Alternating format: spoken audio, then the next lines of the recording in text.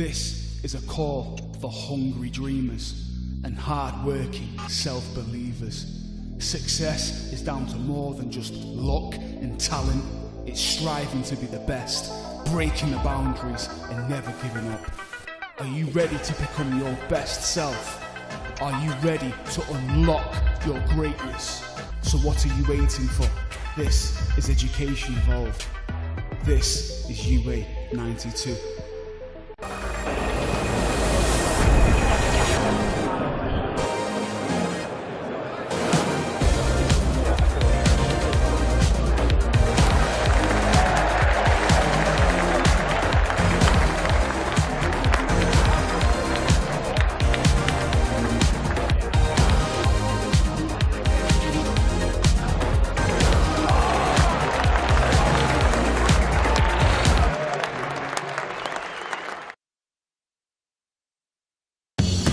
Welcome to Conrad Dubai. Here's your key. Thank you. Let me help you with the bags.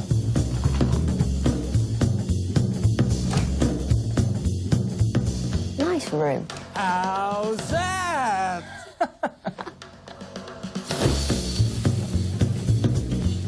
How's that?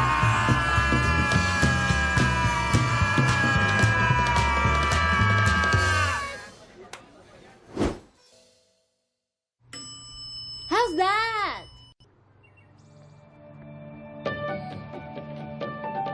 Certain bits of it, but the heritage of the club is actually everywhere you look. So there will be a new heritage of the being that was developed over last year. So many people say they're both.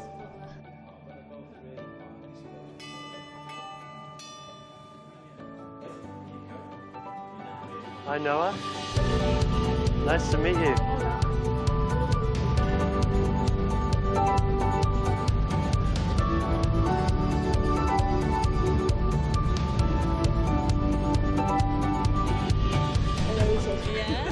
Can you believe it? No. I can't stop smiling. I'm trying not to.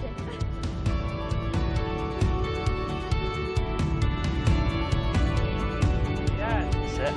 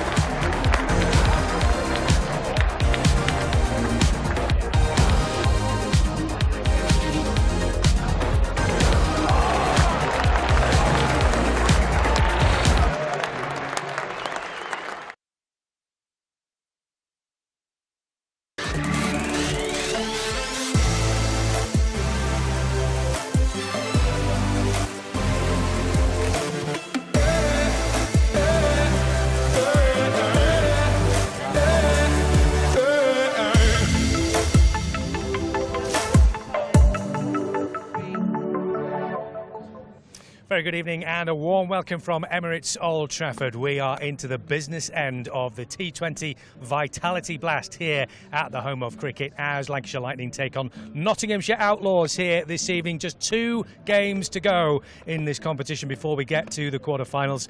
Delighted to say that I'm joined by former Lancashire coach Paul Shaw, who is with me this evening. A win tonight, that seals a quarter-finals place, but... and it's a big but, isn't it? We want to make sure that there is a home tie when it comes to the quarterfinals here. Absolutely. I mean, it's the scene's set beautiful, isn't it, for Lancashire Lightning? They've got a phenomenal record here at Emirates Old Trafford. I think the last time they lost here was in the quarterfinals against Surrey last year in this competition. Other than that, there's group games, 20-odd games unbeaten here. So absolutely fantastic, and I think they'll do all they can to win. Obviously, Nottinghamshire Outlaws represent a bit of a banana skin. Peter Moores, the former coach here, championship winning coach, will want to ensure he wants to put one over on the whole team here. So from that perspective, I think it represents a real challenging game. And Nottinghamshire, bottom of the league at the moment with just 6 points, will be looking to play for pride. You probably just see over our shoulders that the 2 captains are getting together to decide who bats and who bowls.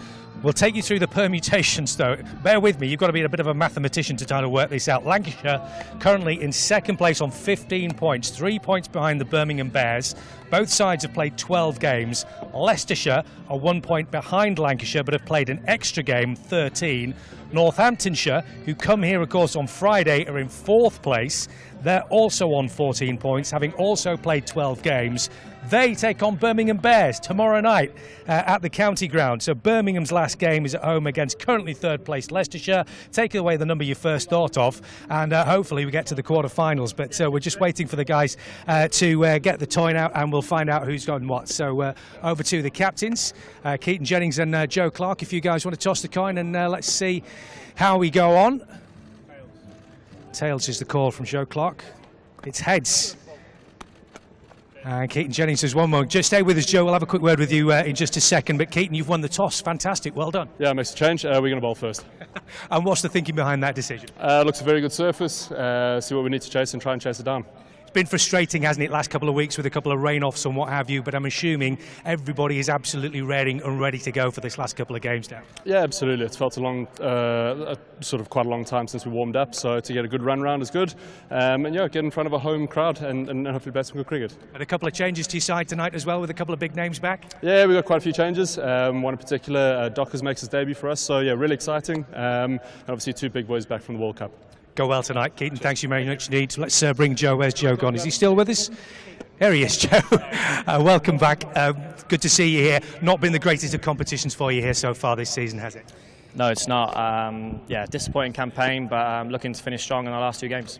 You've got some great young players in the side, though, haven't you? You must be excited at the potential that's in this side for future seasons. Yeah, definitely. It's a season of transition, and we've seen some of our younger lads get some experiences that will hold them in good stead, so promising signs for the future. And I know you've got a lot of proud players here. They'll want to come here. They'd love to get a victory at Old Trafford, wouldn't they? Definitely. It's obviously it's an amazing ground to play at. We've always had good games against Lancashire, so we'd love to come away with a win. We wish you the best of luck, Joe. Thanks very much indeed for joining us. Cheers, thank you. Good to go well tonight. Thanks very much. So Keaton and Joe there. They've got everything ready to go. That is the toss 1 for Lancashire, which is quite unusual and it's quite nice. But stay with us. We'll be back very, very shortly. We'll be hearing from one of those big names that we talked about a little earlier with Keaton Jennings. We'll be hearing from the returning Liam Livingston. Changes to the Lancashire side tonight, of course, because not least, this man is back among us, Liam Livingston, after your globe-trotting around the world. How good is it to be home? It is very nice to be home. It's very nice to be in my own house. But yeah, look, we live a very privileged life at the moment. We do a lot of really cool things. We go away and play in the IPL, experience that. We go and represent our country in a World Cup. So yeah, there's no complaining from me, but nothing quite beats coming home. How much time did you actually get off between the back end of the World Cup and then actually being here? Yeah, probably about 10 days. I went on a little mini holiday, just trying to get away from cricket for a little bit. I wasn't actually meant to play until the 100, so yeah, I kind of got itchy feet. I wanted to get back out there. I love coming and playing for Lancs whenever I can. It just becomes a little bit harder these days, but yeah, like I said, I love coming and playing, and hopefully I can help the boys qualify. So you're not the sort of player that likes to just lie on a beach and forget about it for a while. Before long, you're itching to get back into the side. Yeah, pretty much. It's obviously nice to get away from cricket, to get away from cricket grounds and stuff, having spent so much time in the pressure environments, I guess. So obviously having the IPL straight into a World Cup, you need that time away to, more than anything, to mentally refresh. So, but yeah, I was ready to come back. My injuries that I've had over the last couple of years have been feeling really good. So sometimes when you get on a roll, you want to just try and continue playing. How important was it for you to try and keep abreast of what was going on with things back home while you were away in the Caribbean with England? Were you able to keep good tabs on what was going on here with this competition in particular? Yeah, I think whenever we're away, we're always watching games. I think that's a great thing about the YouTube stuff now, is we can watch it wherever we are in the world. So previously you could only watch it when it was on Sky, so we'd only see 2 or 3 games a year. But no, it's nice. I always watch whenever. Most of the time we're sat in a hotel room anyway, so there's not much else to do. So yeah, I'm always following what's going on, and the boys have been playing some really good cricket, so looking forward to being back. I was going to say, how impressed have you been by the performances that the boys have put in? Yeah, I think they've been really good. They've played some very good cricket over the last couple of weeks. obviously they had a really strong start, and then they've kind of picked it back up again after the break with a few rained off. So yeah, like I said, I'm just looking forward to being firstly back playing cricket here at Emirates Old Trafford, which obviously having grown up here and this is where I came through. I love coming back here, but also being back in the dressing room with the lads. What are you hoping to bring to the side now, not just in terms of your playing, but your experience, your leadership qualities, all those kinds of things? Fingers crossed there'll be really good positive things for you to bring to the squad. Yeah, I think it is. I'm not going to try and get too involved, to be honest. Keats and Benke have been doing a really good job, and all the young lads have been doing well, so I guess I'm there if the young lads want to come and speak to me. If they don't, then perfect, they're doing really well. So but yeah, just come back in, hopefully provide a bit of experience for the boys, and yeah, hopefully when it comes to the crunch moments in the game, being able to put my hand up and do the job. When you talk about the young lads, it has been a slightly different side this year with some of the young players coming through, along with quite a bit of experience as well. But how excited have you been by some of the prospects that have started coming through into the squad and really performing very, very well in this competition so far? Yeah, it's been really good. I think I look at someone like Hursty and see a lot of myself in what I was like at his age. Which is great. He's got a lot of confidence, and he goes out there and he plays his own game, which is exciting for me as somebody that played similar to he does. But yeah, I think all the young boys that have come in, they've done really well. Sometimes it can be hard. You kind of get thrown in at the deep end, and you've got to do a job straight away. So yeah, we obviously seen what Aspie can do as well, which is great. There's not many death bowlers around in England at the moment, so to have a young boy that does it really well for us is great. He's obviously started this tournament really well before he got injured, so yeah, it's nice to see young lads doing well, and hopefully having a few more of the experienced boys around can really help them. Obviously this club has a rich heritage in this competition. You know what it's like to be part of a winning side as well in the T20. How important is it to this club, and what does it mean to the players to be successful in the Vitality Blast T20? Yeah, I think ever since we won it, 9 years ago now, I think we've done really well. We've played a lot of good cricket, but ultimately we haven't won as many trophies as we'd like. So yeah, I guess that's one of the motivations to come back and play some cricket for Lancs, to try and get to finals day, get to quarterfinals, and hopefully be available to play them to help the boys win trophies. And that's what we want, that's what the fans want, and that's what the club wants. So yeah, like I said, I love coming back here to play, and the reason I love coming back here is to try and help the club win trophies. Well, we can't wait to see you in action tonight. Thanks very much, and George, for joining us. Liam Livingston, looking forward to tonight's game, and fingers crossed seeing him in action a little bit later on. I am here in the best seats in the house, the sportsbreak.com stand. If you fancy upgrading your ticket, it is just £10 and you get a free drink, so it basically pays for itself. So why don't you come and join us? There's definitely some slot sofas left over, but let's go and see why have some people decided to come and spend their Wednesday evening not just at Lancashire, but here in the Sports Break stand. So we're a supplier who sells sports breaks for travel. So freebie, basically. I mean, I like cricket, but I was going to say you are completely decked out. I'm loving it. So what's your prediction for today then? Oh, I think Lancashire might win it. I think, yes. Oof, we've got mixed reviews up there. We are definitely only going to listen to the cheers, though, obviously. We've also got some more gear down here and putting you right in it as well. So why have you come today? What's your prediction for the game? Lancashire. We're all Lancashire. Everyone's going to support Lancashire here. And here at Lancashire, we are passionate about growing the love of the game and making sure cricket is accessible for all. And that is exactly what we are doing with our brand new campaign. So let's hear a little bit more about what the Red Nose Initiative is all about.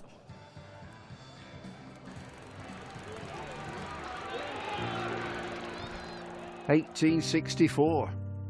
We were first class then, and we're first class now.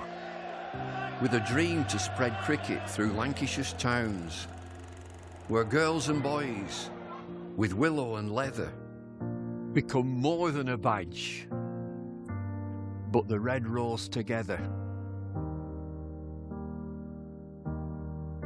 A club where more than legends are made, but friendships, obsessions, moments replayed on our screens, in our minds, in our hearts forever.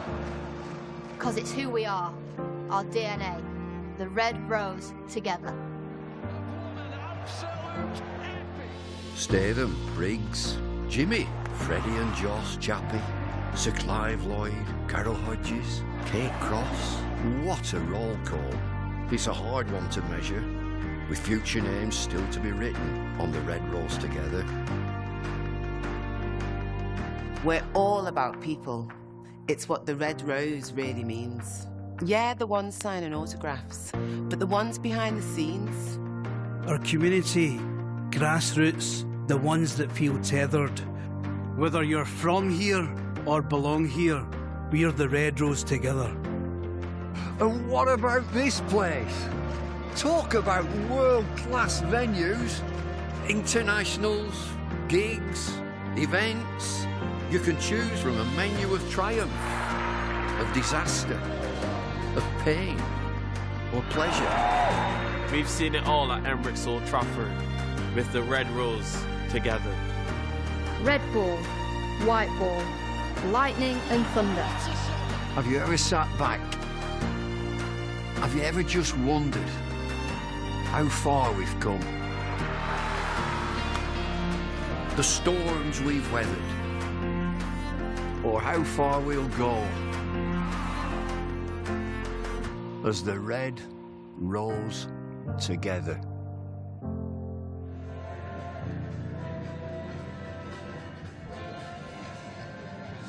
So, as you've heard, Lancashire Lightning have won the toss and elected to field. The team sheets are in, and they are as follows, starting with our visitors tonight, the Nottinghamshire Outlaws. They line up with Joe Clark, the captain, Ben Martindale, Jack Haynes, Tom Moores, Matthew Montgomery, Lyndon James, Liam Patterson-White, Calvin Harrison, Ollie Stone, Luke Fletcher and Fazal Haq Faruqi. And your Lancashire Lightning side for tonight is as follows. First of all, Phil Salt, Luke Wells, Liam Livingston, Keaton Jennings, Matty Hurst. A warm welcome on debut for George Dockrell, Stephen Croft, Chris Green, Tom Hartley, Luke Wood, and Saqib Mahmood.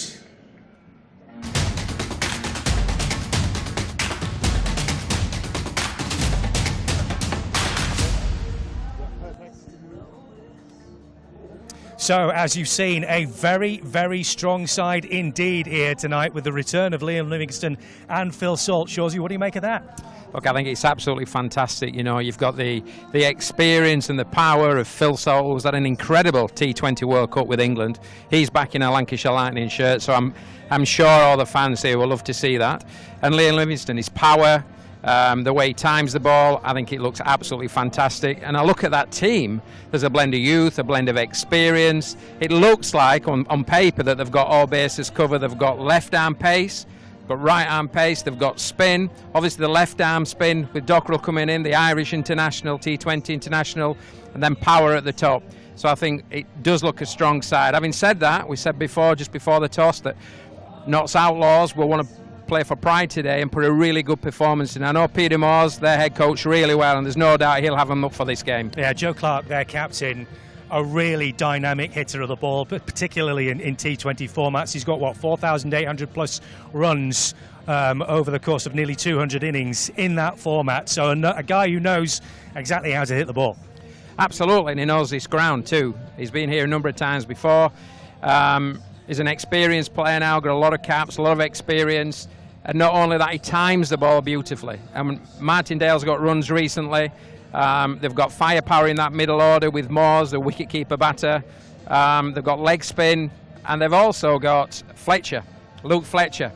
The old-timer, some would say. He's a great character, isn't he? What a fantastic man. Came over and said hello just a little earlier, and he was full of the banter, as you'd expect. And, you know, at the death, what an unbelievable bowler he is with Yorkers, slower balls, pace balls. He's just a really good performer, and he's done it year in, year out for this Notts Outlaws team. So it's not going to be an easy ride. It's going to be a great game for the fans in here tonight. Yeah, it's been a real surprise, hasn't it, that Nottinghamshire have done so badly in this competition when you compare previous seasons. They've always been one of those teams, particularly recently, that have always been there or thereabouts come the end of this season. But this year, they've had a lot of changes. They've had a few players leave. They've had a lot of young players coming through, and it just doesn't seem to have gelled very well for them so far.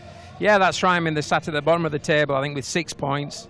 Most unlike them, but chatting with Morsey earlier on, as you rightly said, there's been a lot of players moved on. Young players are coming in there, getting important experience. So although it's not worked in this competition this year, it bodes well for the future for them. And knowing Morsey as I do, he'll have each of them up for today and look for a really good performance. A win is what's needed tonight for Lancashire Lightning in order to make sure that they at the very least secure a place in the quarter-finals. They cannot afford to take this team lightly at all, can they?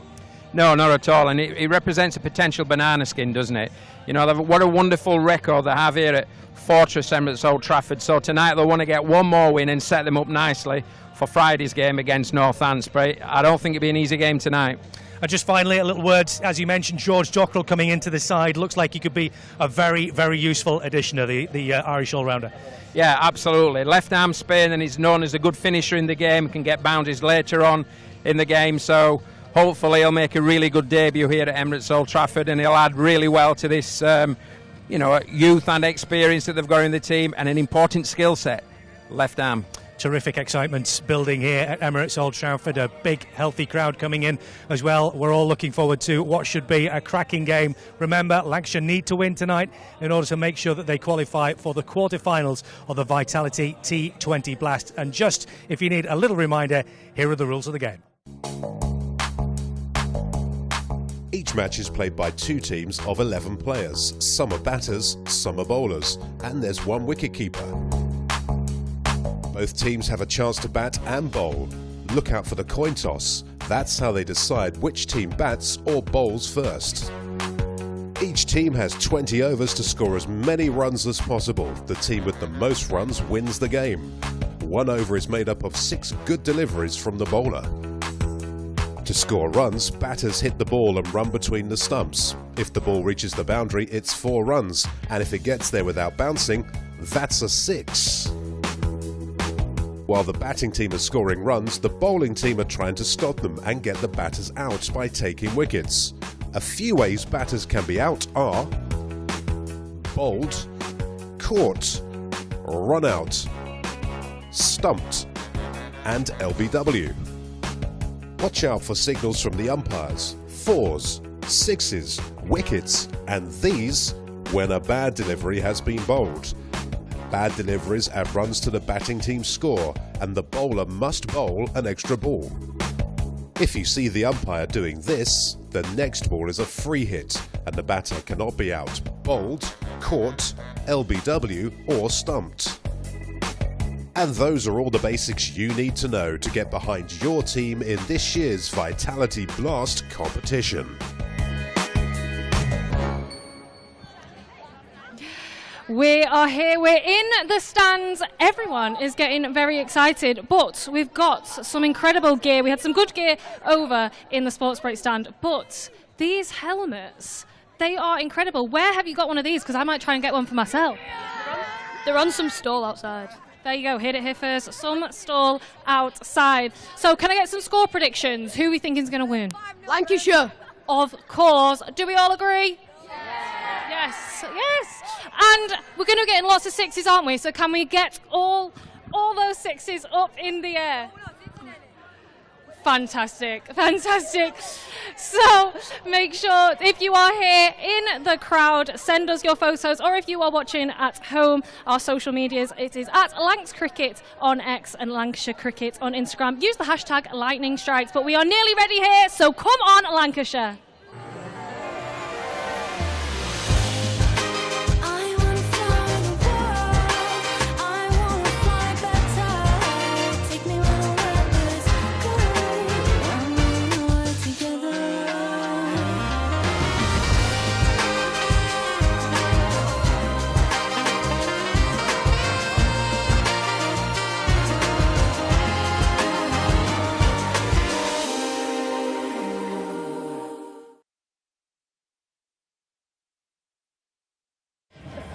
if I was, let's play devil's advocate here. You've got a left-arm spinner on the staff, signed a 2-year contract. Morley, who's the second spinner behind Hartley.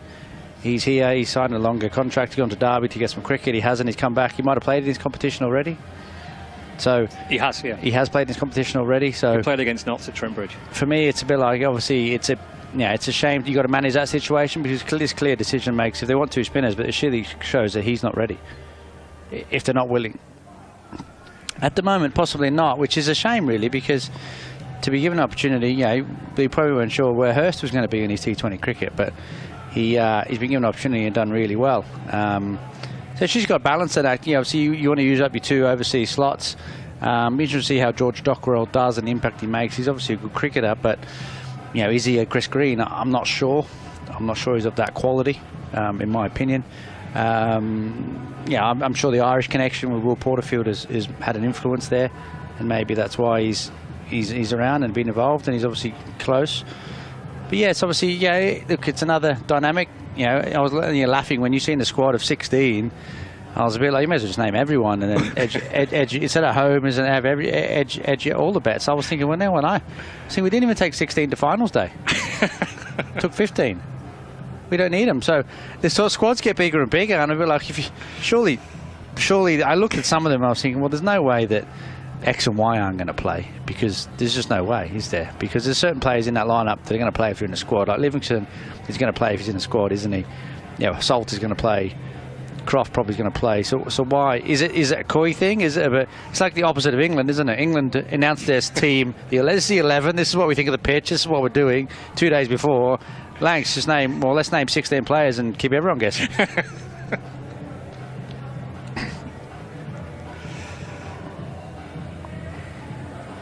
I don't know.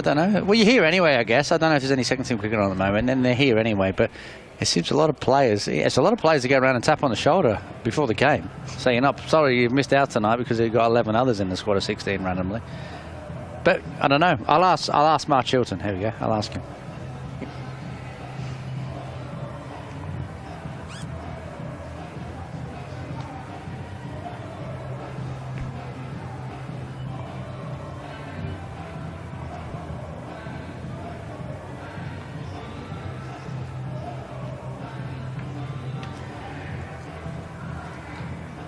Yeah, Lancashire Lightning have won the toss and are going to bowl first here this evening. Let's just run through the sides for you again.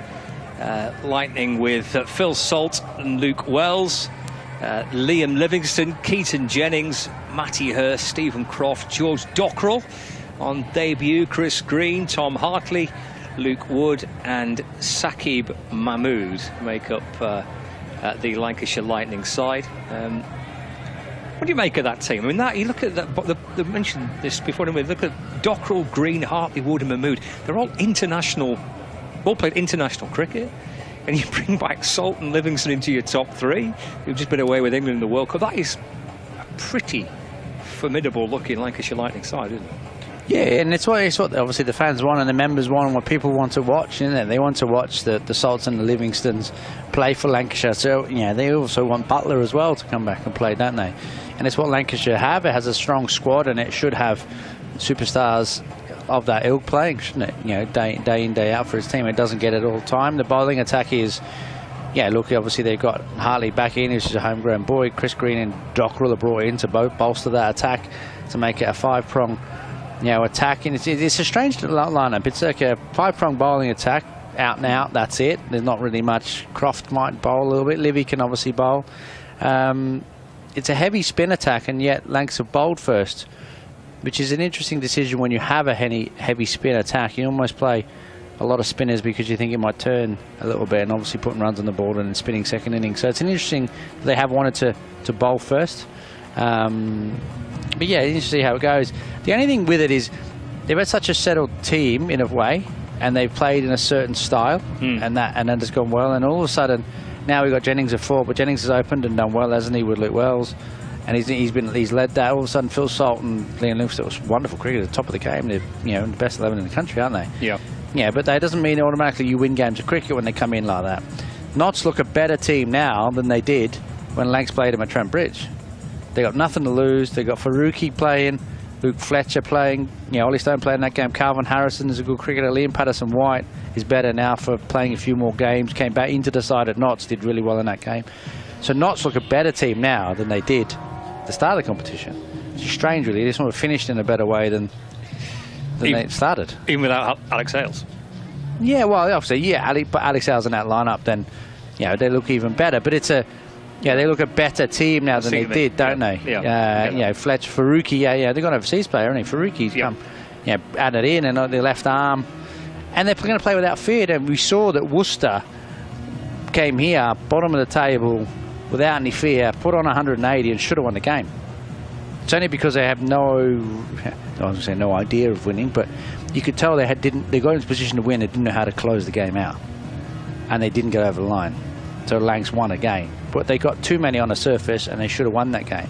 But it was the freedom they could play with because they're out of the competition. So therefore, you think Notts are quite a dangerous side tonight because they could play with a similar freedom? Yeah, why not? Yeah.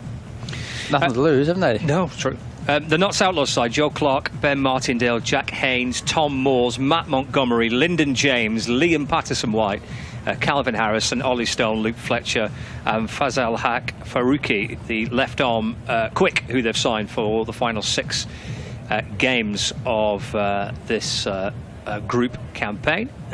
It might be worth just having a little recap about what happens in terms of qualification and how the teams can qualify over the just before we kind of get underway, which we're not too far away. We're about 5 minutes away from the start. In terms of the crowd here at Emirates Old Trafford, it's building up pretty nicely for the penultimate home game of the season. I know quite a few supporters are seeing themselves up on the big screen right now. Actually, there's cameras pan around and try and pick out a few people. I see people scoffing on a bit of ice cream as well. A few kids are in tonight as well, which is great.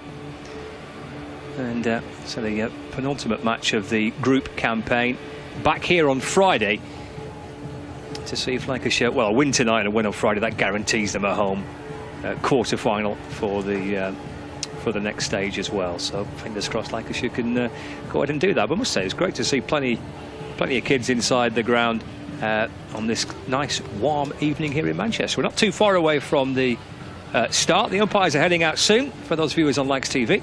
Let's head outside. Here's Fraser. Ladies and gentlemen, we're the guard of honour from Heaton Mersey Cricket Club. Please welcome our umpires for this evening, Steve O'Shaughnessy and David Mills.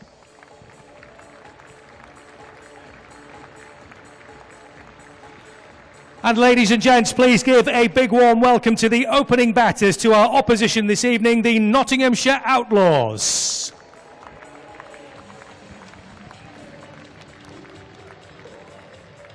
Emirates Old Trafford, please welcome to the pitch, Lancashire Lightning!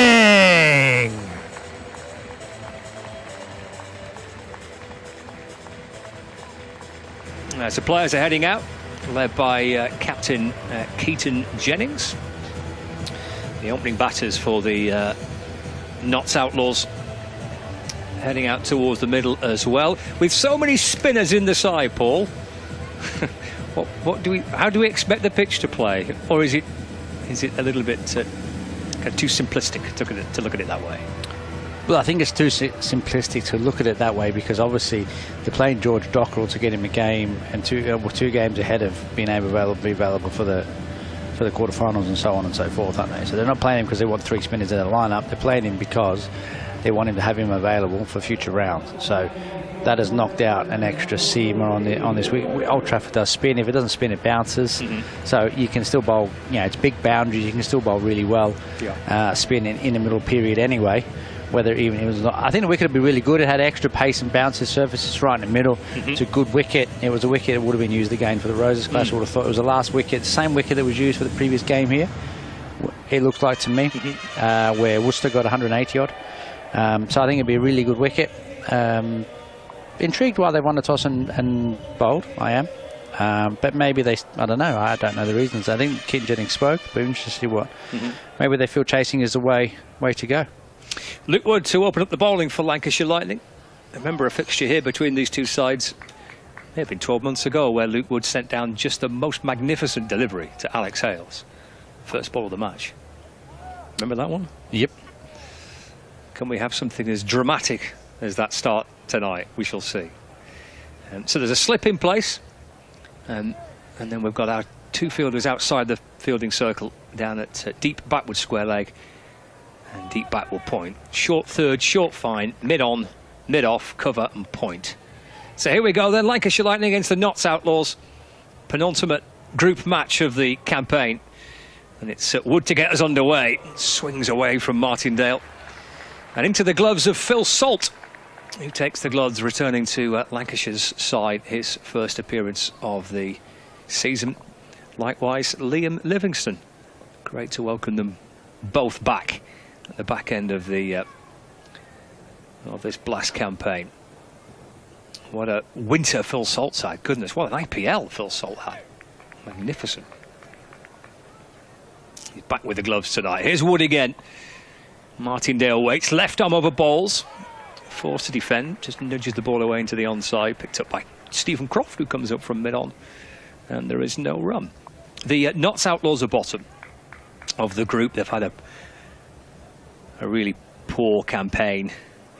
Certainly for Nottinghamshire's Notts Outlaws high standards. They're traditionally such a strong side in this format, but it's not been their year in the Blast.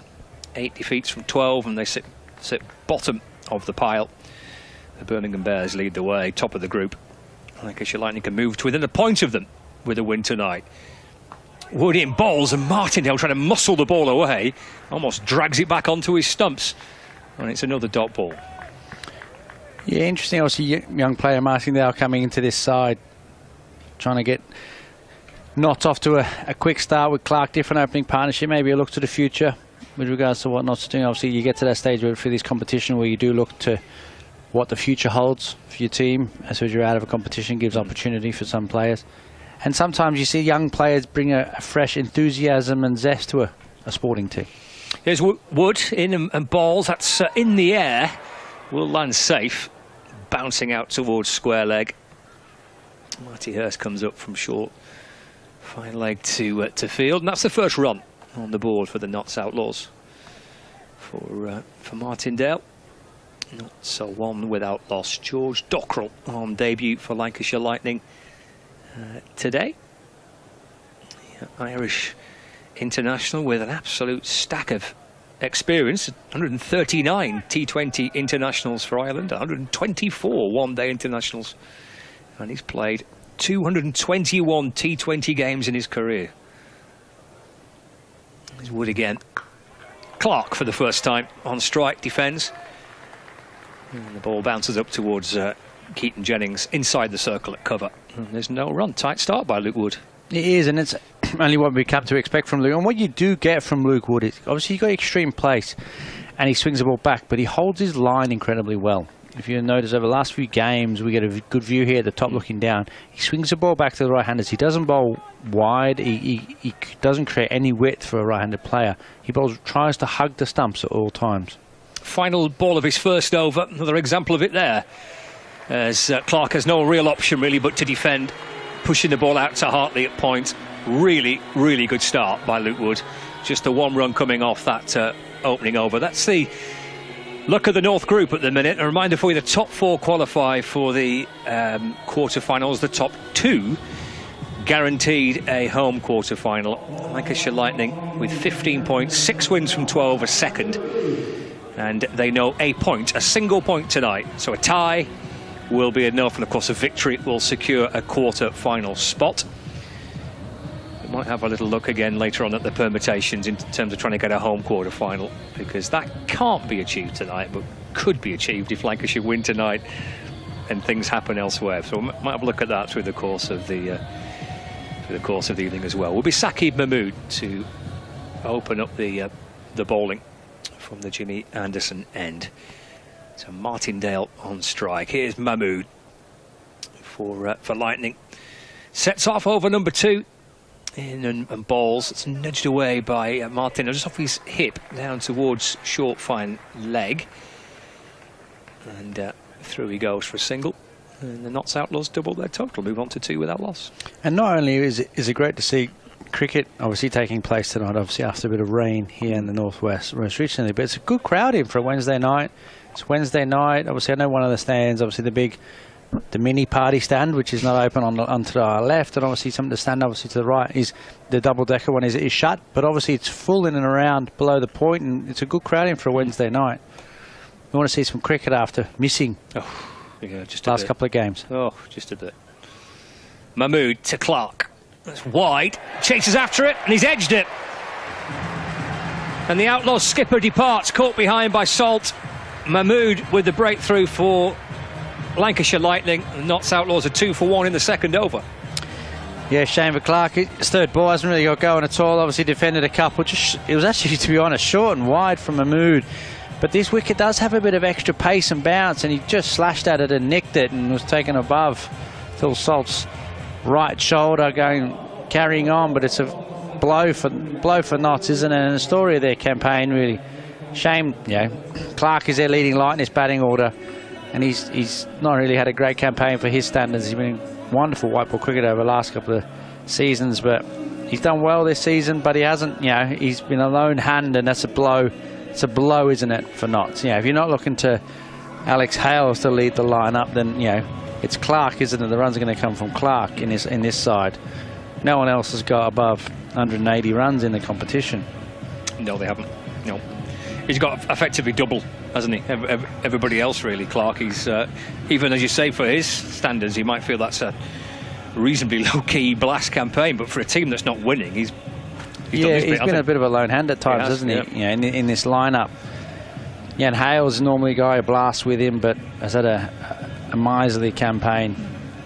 But the stats are there for see. They've only had 350s in the competition. You're not going to win games of cricket if you can't get batters to go past 50 in the competition. Jack Haynes, a new batter.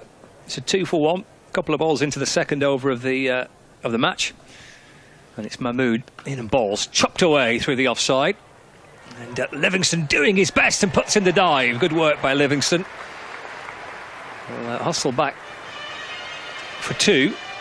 Could have been 4 without Livingston's dive to scoop the ball back. Yeah, brilliant bit of fielding from Livingston. He ran out onto the field today, a bit like football-esque a little bit. But that was a brilliant bit of fielding.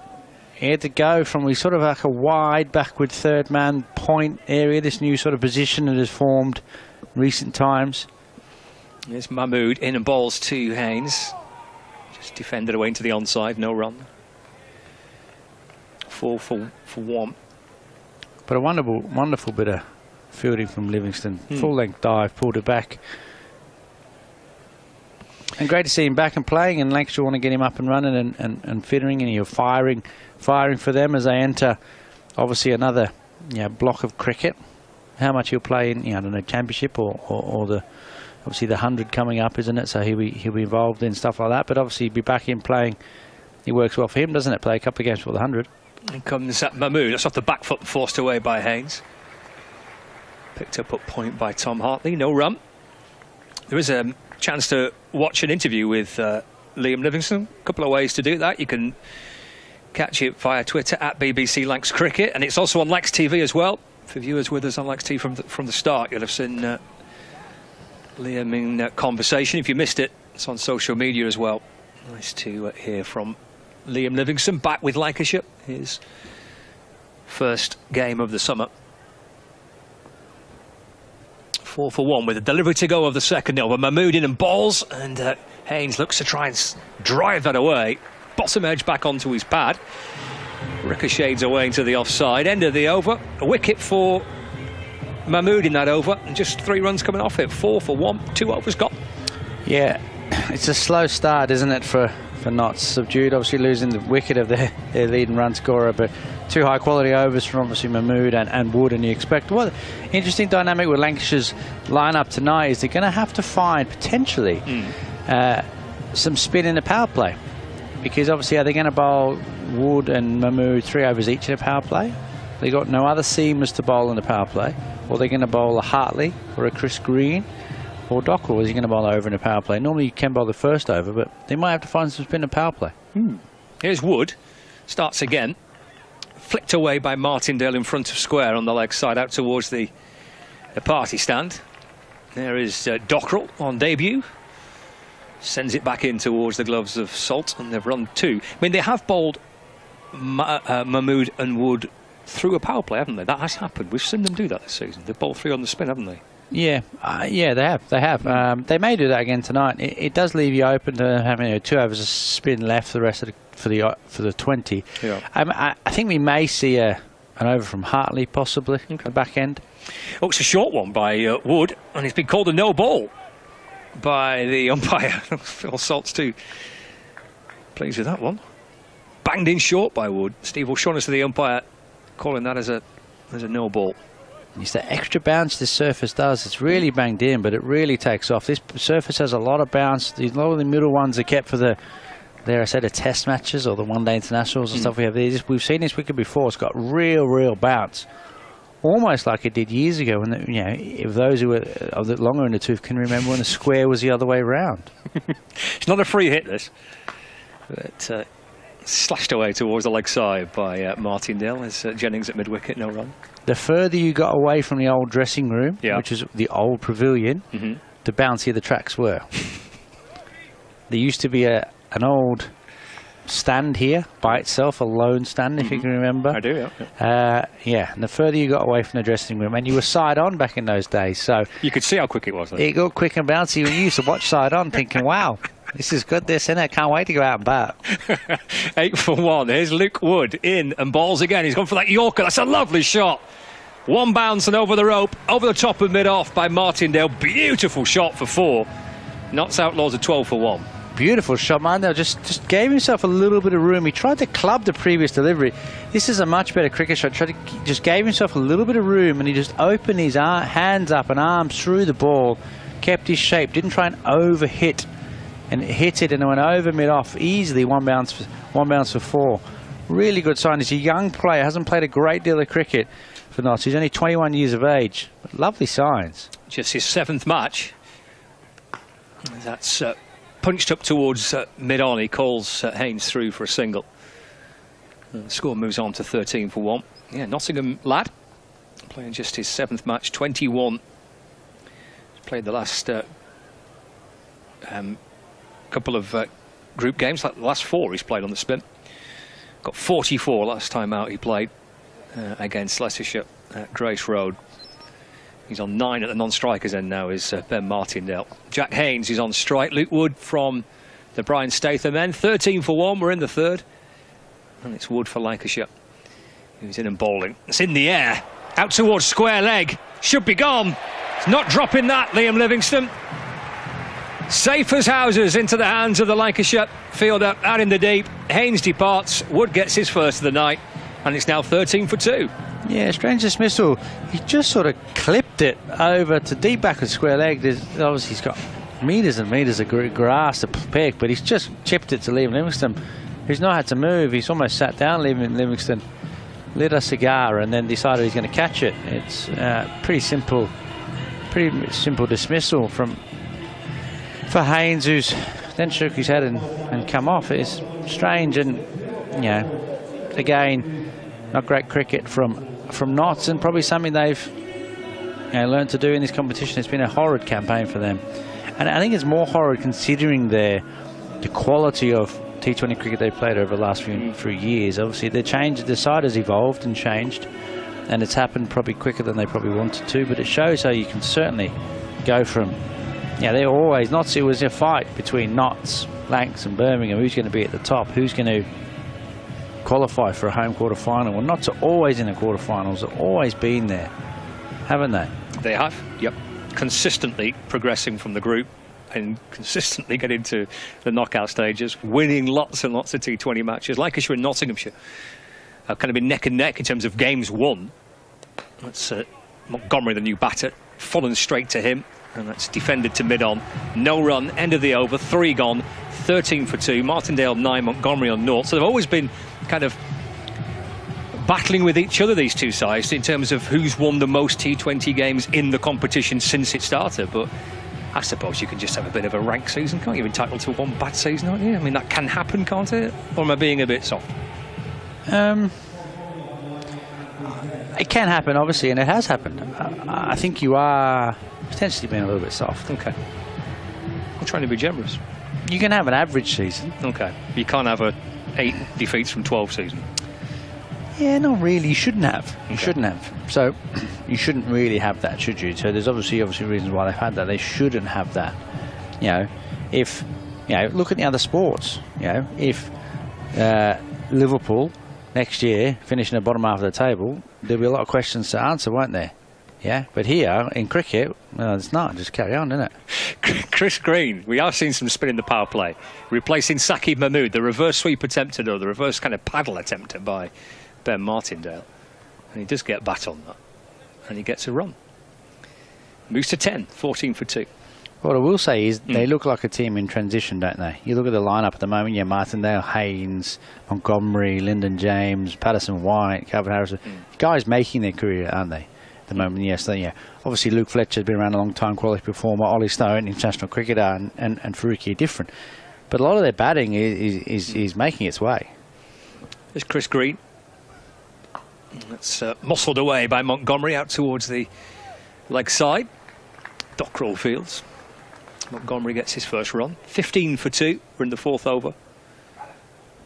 So we have gone for spin. We haven't got 3 and 3 as we once predicted. Obviously, they've gone for the experience of Green, who's done this plenty of times, especially in short form cricket all around the world. He does a little bit of this in the Big Bash. Obviously, real experience. They have got left hand as well, so that's maybe added to the fact that they've gone for Green.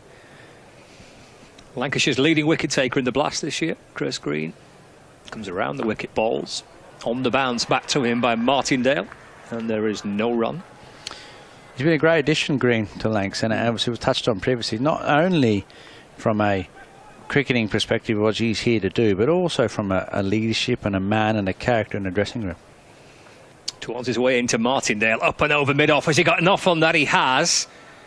Won't reach the rope. It's Wood that catches up with it, and they come back for 2. Score moves on to 17 for 2. And I think this is something that is often missed when people recruit players.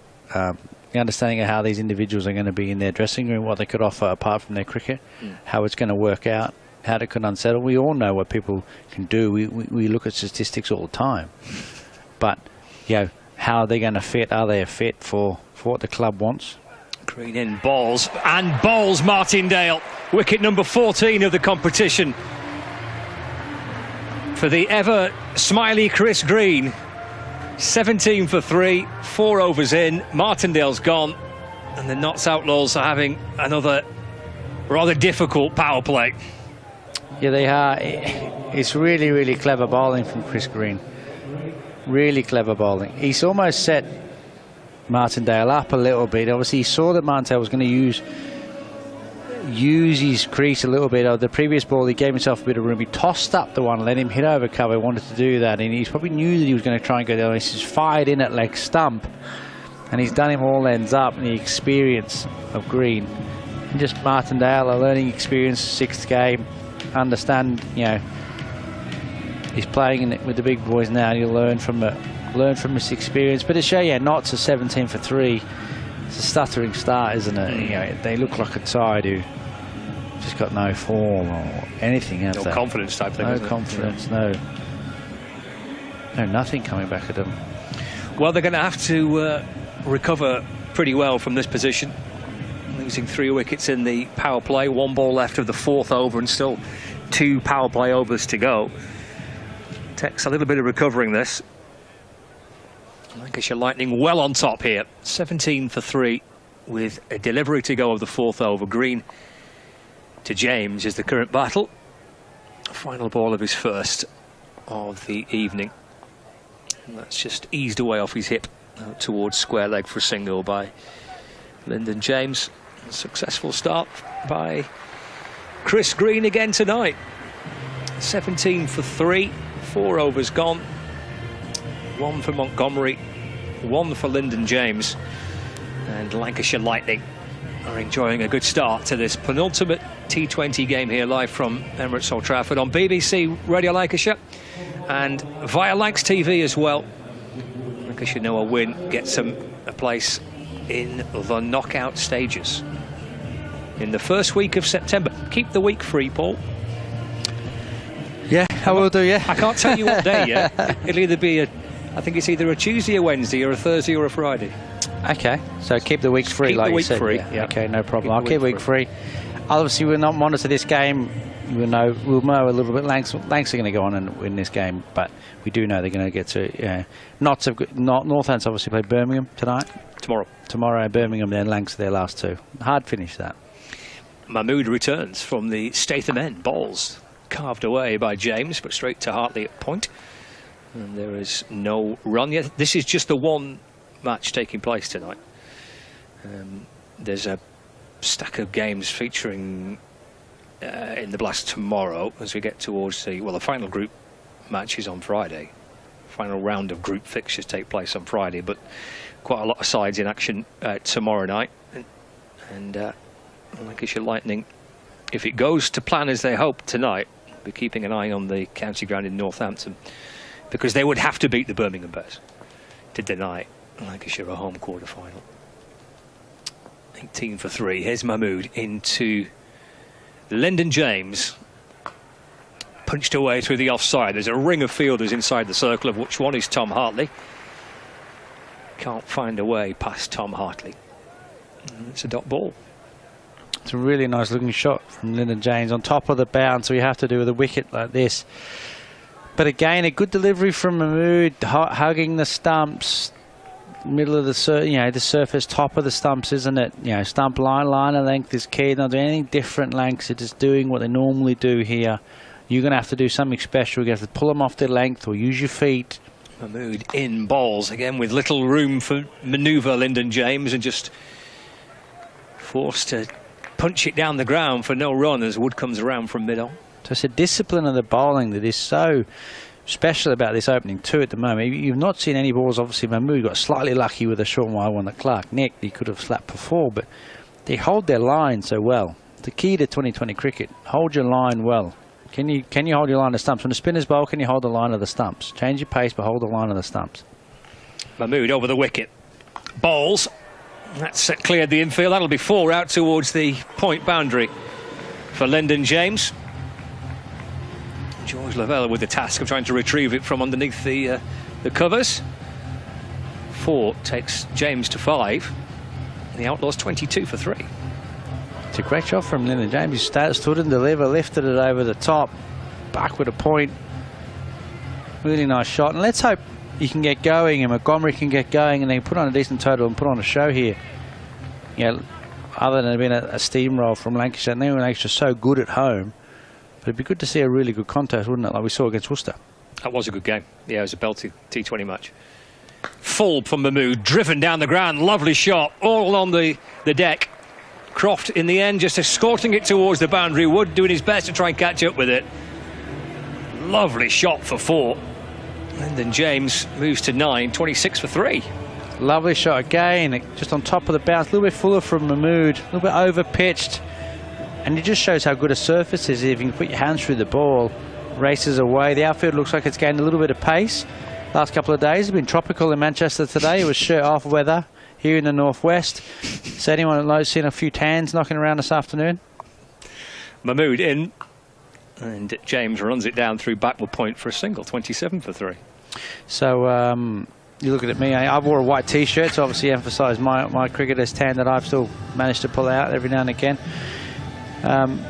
But yeah, he raced away. Obviously, we saw that against the outfield was a little bit slower. Against Worcester, wasn't it, after the rain? But it improves. The groundsman done a wonderful job. And obviously, Friday night when it rained here for the Roses clash, it was a sorry state of affairs. It was. It was sad that the Roses fixture got washed out. At least we got some dry weather tonight. And a decent crowd inside as well.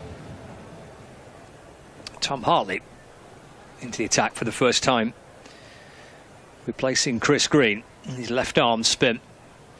James off the back foot, steers the ball away through square leg. Through for a single. So we've got Hartley coming into the attack probably because you've got 2 right-handed batters now. No need to go into the off-spin again of Green. You can go into Hartley, which I thought they might have gone anyway, but obviously Green against the left-handed batter really worked. It's a good matchup here with Hartley, two right-handed batters. Comes around the wicket. Montgomery sweeps, it's in the air. Dockrell's underneath it and takes the catch. 4 down the Notts Outlaws. And this is melting away into a horrible power play for bottom of the table side. 28 for 4 now. And Hartley gets his first of the evening. Yeah, they also, you know what the stats are like. They say that you lose 3 wickets in a power play and the percentage of win ratios on that is quite low. To lose 4 is almost nigh on impossible to come back from. It's a strange dismissal. It's a sweep shot. He just swept it to deep back of square leg and been caught. Again, a strange dismissal. It's not as if he's trying to take him to an area of the ground where there's no fielders. He's not trying to hit him for 6 and he's just not got all of it. It's just a sweep shot into... It's really strange batting. Really strange batting. And it just looks like batting without any confidence, doesn't it? At the moment, it's men v boys, I'm afraid. 28 for 4 with the final over of the power play. Lancashire Lightning all over the Notts Outlaws. Tom Moore's the new batter, joining Lyndon James. Tom Hartley with a wicket with his second ball of the night.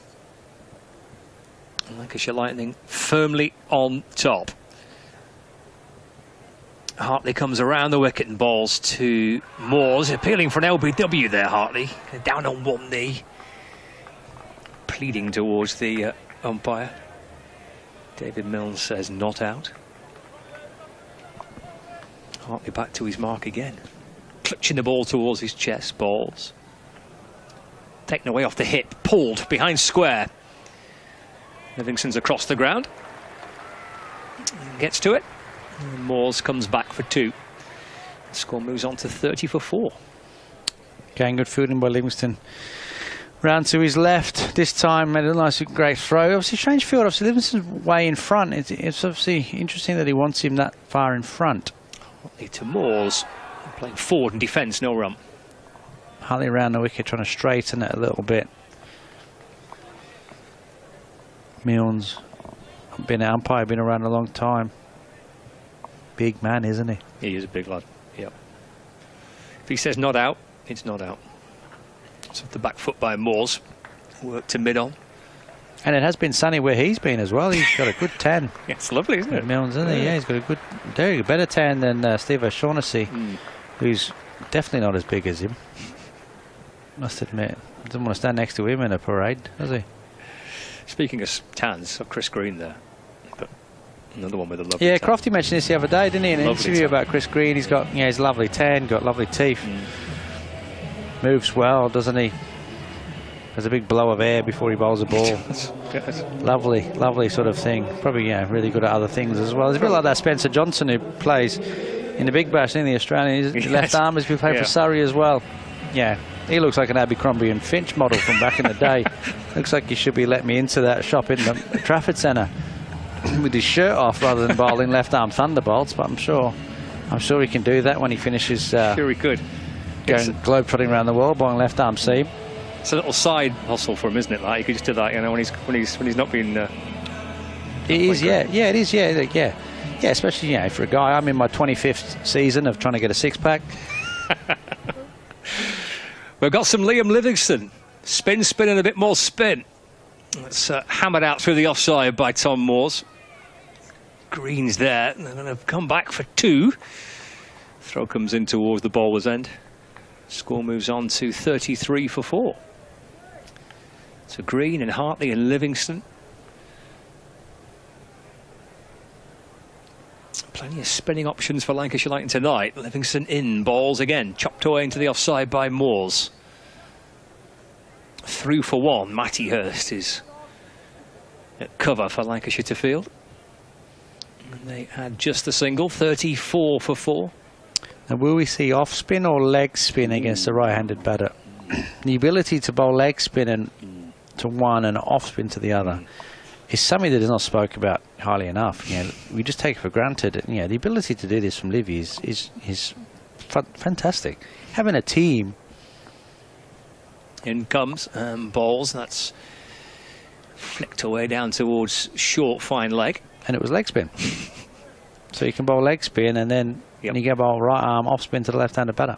It is highly skilled. Special, isn't it? It's highly Yeah. skilled. It is highly skilled. To be able to bowl one in the format is good. To be able to bowl two is incredible. And then rotate it through and over. Balls to Moores off the front foot and pushed away to the offside. Such an add-on, a string to his bow. A man who clearly a powerful hitter of the ball, and we've seen some wonderful fielding with him from him already tonight. But to add this to your bow, to bowl 4 overs of spin in T20 cricket as a second string, isn't it? It's a string. You play as a batter, wouldn't you? Plays for England as a batter. Livingston back into James. Looks short and pulled. Might be 4. Green get across. He puts the dive in. Just couldn't quite get fingertips on it. And it has gone for 4. It's 40 for 4 with a delivery to go of the 7th. It is 40 for 4. Livingston just dropped it short, and they sat up a bit, and it bounced and it pulled. And it's great to see that we've worked out that Chris Green is human. He's made a mistake. He's misfielded. He's in a little bit because he's deep mid-wicket, but there's no normal mid-wicket. Final ball of Livingston's first over. Just dabbed away towards the leg side by James for a single, 41 for 4. And he's in because of that reason. If you dab it into the leg side, you're hunting a 2 here at Old Trafford. You need to do that as an opposition side. And when you bat, you look to do that. So he's 10 or 15 in off the rope because you can get done for 2s a lot. And being that, it's been hit past him, and obviously Livy's over. Okay, here we go. Who fancies a T-shirt? Right, we're going to get Lanky to pick somebody out. We'll get a camera to pick somebody out in the crowd here. Lanky, off you go. Try and get one in there. Up in the top corner. There we go. Up to your right. Off you go. Go on, Lanky. Hey! Well done, Lanky.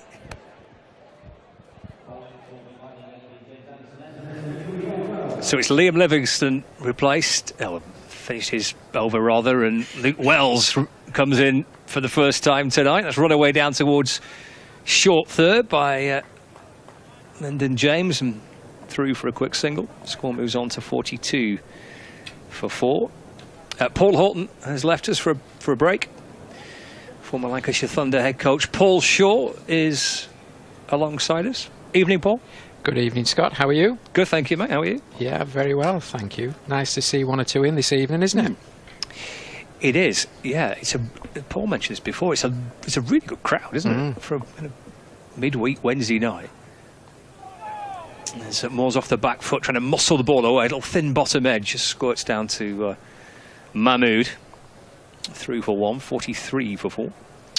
I've just been hovering in the background, watching the game, and 31 for 4 in power play takes some coming back from, doesn't it? So the consolidation piece and rotating the strike and still being really, really positive.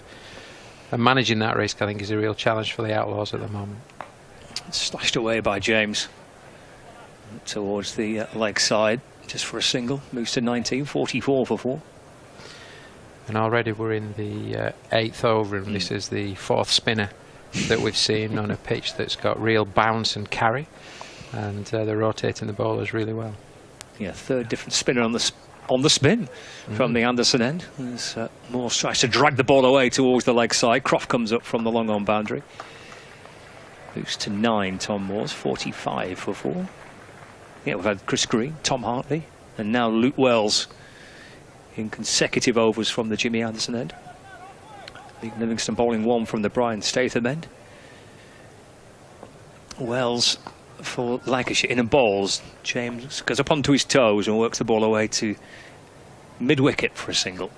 Takes him to 20 not out, and knots Outlaws a 46 for 4. The challenges for the Outlaws at the moment, in fact from ball 1, is that the Lightning bowlers have bowled really, really tight lines, haven't they? Good pace, they've been accurate, and they've not given them anything to release any pressure. Just dabbed away back to Luke Wells. Tidy stuff. Just 5 coming off that first over by Luke Wells. 8 overs gone, 46 for 4. James on 20, Moores on 9. And Paul Shaw alongside me up in the commentary box. I mean, he just said, not Outlaws here. I don't have to try and piece something together. They've got to try and get a score of some description when it feels like the odds are stacked against them at the minute. Absolutely. They've got to find a way to build a partnership, haven't they? That's the key here. Can they build a partnership and go to reasonable enough strike rate to then get into the last 4 overs and have some type of foundation to try and post some type of score that they can they can bowl, really. Bowl out, and it is a challenge. I think it's been a challenge all season, in all honesty, speaking to Peter Moores before the game. You know, it has been a tough campaign for them, hasn't it? Yep. On their way this year is Chris Green replacing Liam Livingston. That's off the back foot and played nicely through mid-off by Lyndon James for a single. I remember speaking to Craig White, Chalky White, the assistant coach and fast bowling coach, when he first saw Green. He said, I think we've got some player here with the ball, with the bat. And as Paul Horton said earlier, and I was into the commentaries, he is a good lad, really good guy in the dressing room.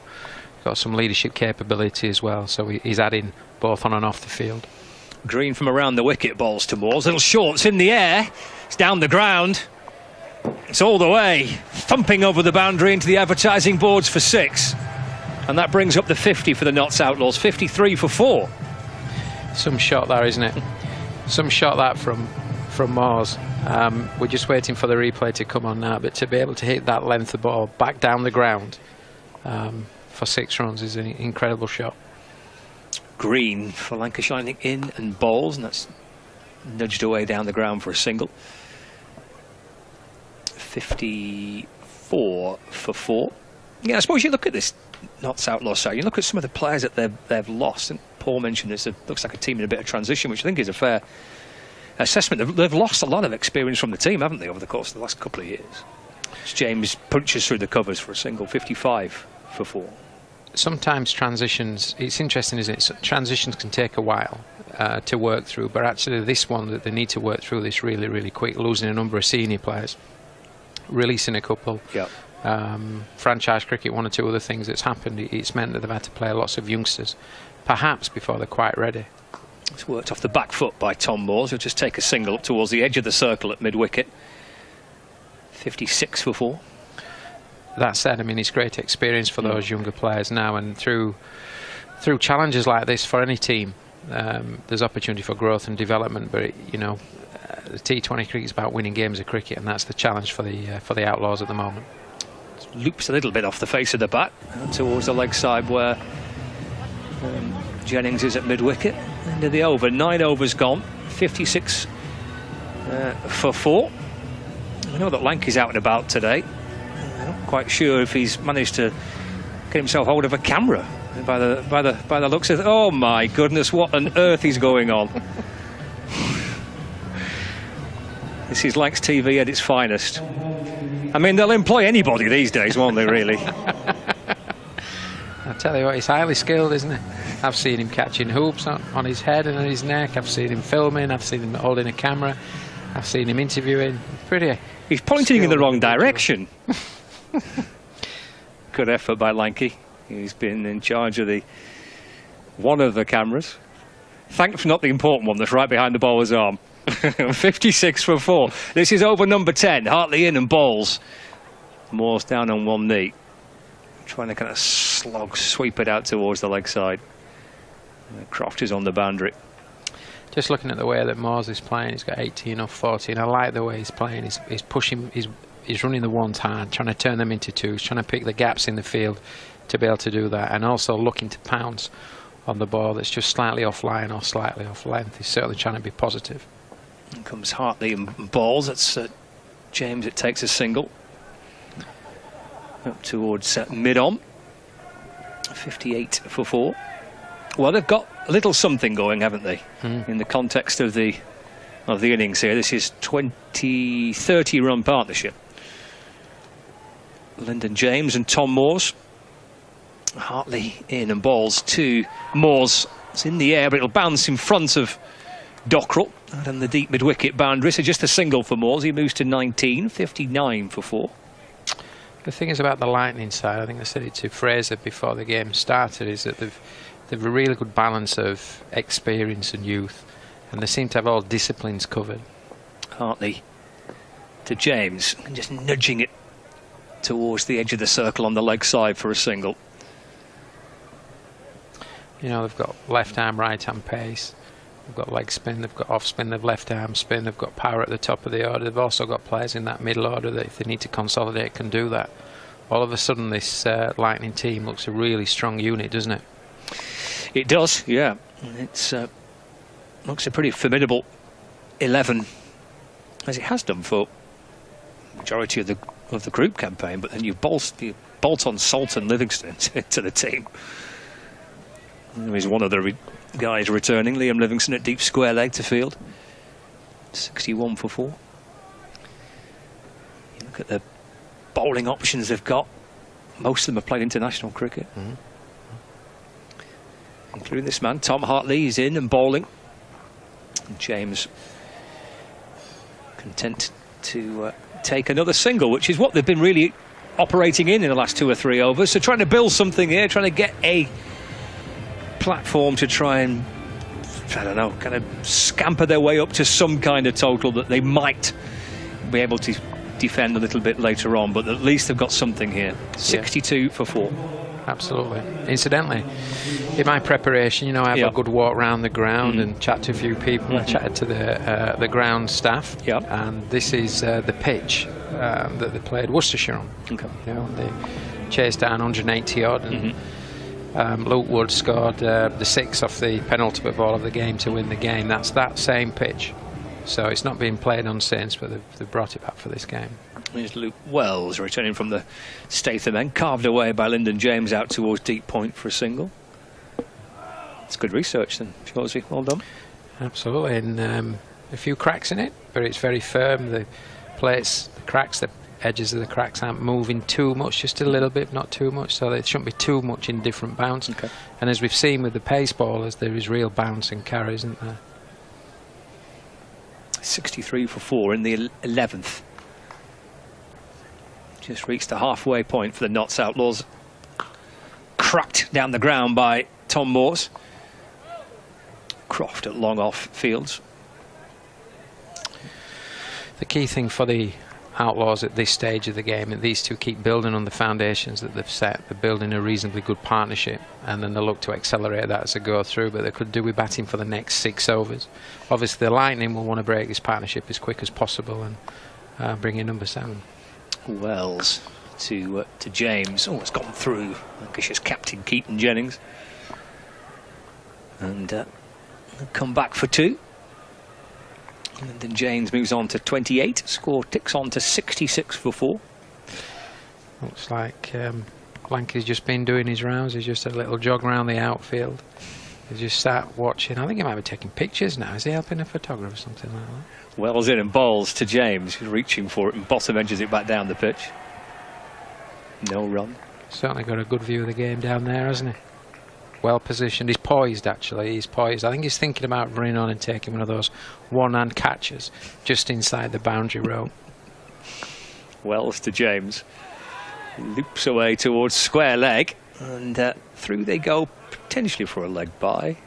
It is. Looped off the thigh pad.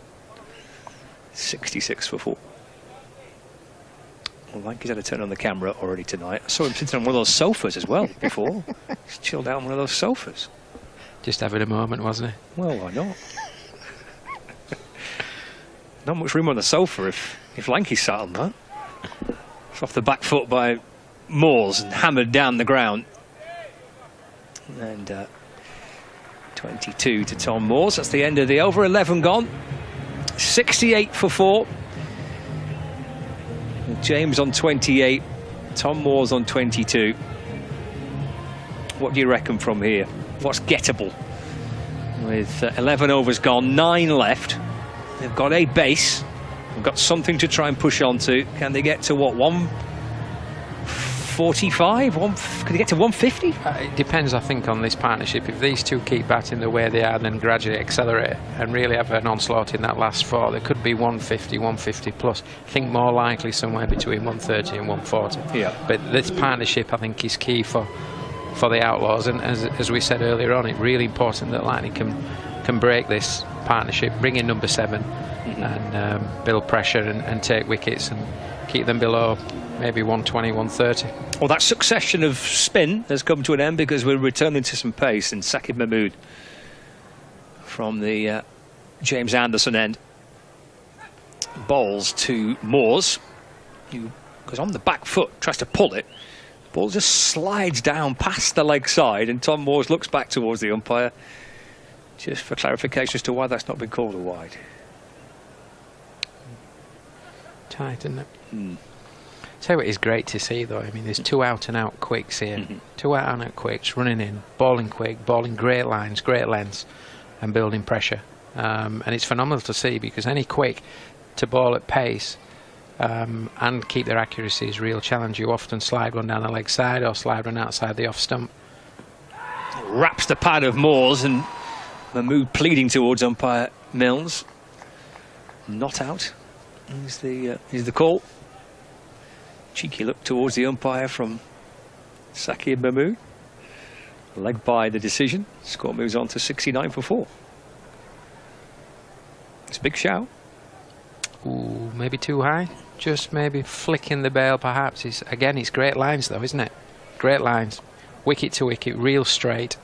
And obviously, we talked about the bounce in the pitch. With the bounce in this pitch, it's just, just bounced a little bit higher than perhaps it would normally do. Just over the stumps, I think. That's in the air by Lyndon James. It's in the air, it's over the boundary, it's in the stands, it's all the way for 6. High and mighty from Lyndon James. 6 for the Notts Outlaws, 75 for 4 now. It's a good shot from James. He's seen the length on that and the line, just slightly leg side, slightly back of the length, just rock back and use the pace to work that one over deep fine leg. It's a good shot. Use the pace of the ball to carry the boundary.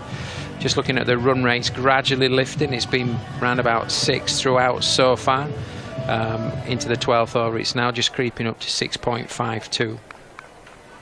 Thanks to Lyndon James and Tom Moores, just trying to recover for the Outlaws. Mahmood for Lancashire Lightning, tearing his way in, bowls again off the back foot and punched away through the offside. Chris Greenfields. Yeah, both James and Moores are just beginning to get a little bit of momentum in this partnership, aren't they? And just pull that momentum back from the Lightning at this stage. Give themselves a chance of that onslaught we mentioned, perhaps gone into the last 4 overs. Yeah, Liam Patterson-White, Calvin Harrison. Luke Fletcher's back in the side for the Notts Outlaws tonight. Ollie Stone still to come. Mahmood bowls short and pulled down towards fine leg by Tom Moores. Not seen George Dockrell yet. Yeah, Lancashire debutant as he fields at fine leg. Moores moves to 23, 77 for 4.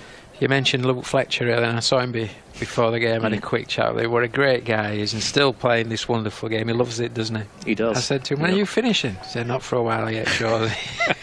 He said, a few miles in these legs. Big Fletch. What a fantastic performer over the years as well. Certainly at the death, been a great bowler.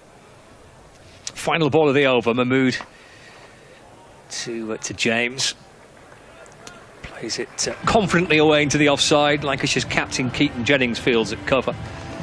And that concludes the 12th over of the innings. The Notts Outlaws are 77 for 4. Moores and James have now added 49 runs from 39 deliveries for this 5th wicket. In the context of this game, just looking at the power play, 31 for 4 coming out of the power play. It's a wonderful partnership, isn't it? And it's just giving them half a chance of getting back into this game.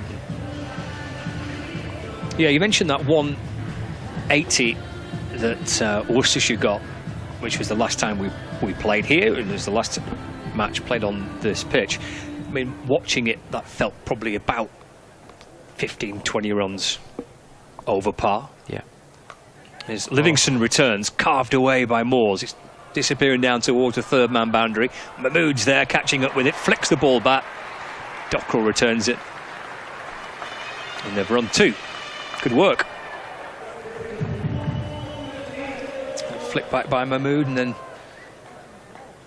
Dockrell with a return throw. 50 partnership with that. 51 out of in 41 deliveries. 79 for 4. Livingston's in and bowls again. That's cracked away. Good stop by Keaton Jennings. That took a horrible bounce in front of the Lancashire captain at the edge of the square. Did really well to get everything behind it and stop it.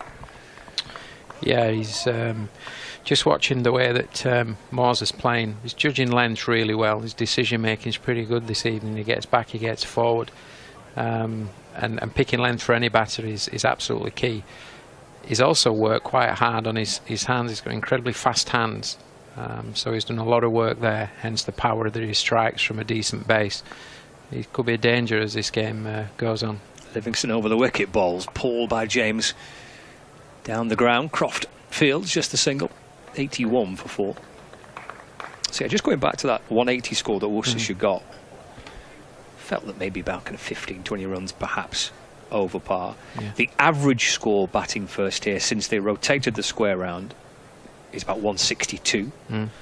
As Livingston throws that wide of the off stump. It's in the air by Tom Moores. Croft's under it. Croft takes it. Moores departs. That's the partnership broken, and it's a Livingston-Croft combination to remove Tom Moores, who's out for 26, 81 for 5. And you can tell from the cheer and the delight in the crowd that they sense that this was a big wicket as well. And removing Moores, the danger man at this phase in the game, is really important. It's the off spin of Livingston, just wide outside the off stump, holds that back slightly. Moores doesn't quite get all of it, and Croft comes in and takes a very, very safe catch from mid-off. So, yeah, that's another breakthrough for the Lightning. 81 for 5 of 12.4, and importantly, grasping the wicket of the dangerous Moores. 81 for 5. What's a defendable score for the Notts Outlaws? Average score batting first here since they rotated the square was 160, and the average score for the away side batting first here since they rotated the square was 140. Right, yeah. So just put that into context, the 180 that Worcestershire got, way above what you'd normally expect here, certainly from an away team batting. And watching that game at home actually on Lancs TV, it was really pleasing to see the way that actually Worcestershire played the game, didn't they? Played really well, positive cricket, timed the ball, played good strong shots to get to that total. Livingston in, a little bit flatter and quicker to Patterson White, just jabs the ball away into the offside, and through he goes for a single, 82 for 5. But yeah, I think you're right. You know, watching the game, I think he's going to take some getting 180 at Old Trafford, and I'm thinking he's probably 20 runs too many. But what a great chase it was, wasn't it? All the way through, Elliot did a tremendous job. Livingston to James. Just played off the back foot. And Hurst fields inside the circle. And that skill that Livingston's got, off spin and leg spin and rotating between the two through the over. What a skill to be able to possess and to execute consistently to such a good standard. Yeah, I think he's becoming a really, really skillful cricketer, isn't he? In all three disciplines. So now he can strike the ball really well, but he can also play an innings and build his tempo as opposed to be going from ball one. In the field, he looks really fit actually. He's getting around the ground very well, throwing the ball in. He looks pretty good, and obviously then his ability to ball off spin and leg spin, depending whether it's left or right hander, is incredible really. And credit to him and the coaching staff at both England and Lancashire that's worked with him. Luke Wells returns. Patterson White pivoting on the back foot, trying to pull the ball. Just trickles away back down the pitch. Dot ball to start the 14th over. Third for Wells. 82 for 5. And balls. Just run away to the left of short third man. Picked up by Tom Hartley. And through for a single. Score nudges on to 83 for 5. Nice shot that from Patterson White, just to get that ball behind square on the offside. Off Wells. Well played, opened the face nicely, hit the ball under his eyes. Directed the ball. He tried to go for the gap there for 2, but didn't quite get back. Played back down the pitch and deflected onto the stumps at the non-striker's end by Luke Wells, who then just claims maybe Patterson White is straight out of his crease, but quite happy. So just a single so far off the 14th over, 83 for 5. Wells twirls in and bowls, full and driven firmly by Lyndon James. Croft comes up from the boundary at long off the field. James moves to 37. 84 for 5. 2 balls left to the 14th. Patterson-White taps the bat. Wells in and bowls, again chopped back down the pitch and gathered by Wells off his own bowling. Had that potential kind of run out moment. The non-strikers then, this ball which was played back to Luke Wells, deflected it onto the stumps but safely in. Final ball of the 14th. Wells to Patterson-White. Jennings diving away to his left just at backward point. Paul gets underneath his body. Hartley comes up to complete the fielding, and that's 14 overs gone. 85 for 5. James on 37. Patterson-White on 3. 6 overs remaining here at...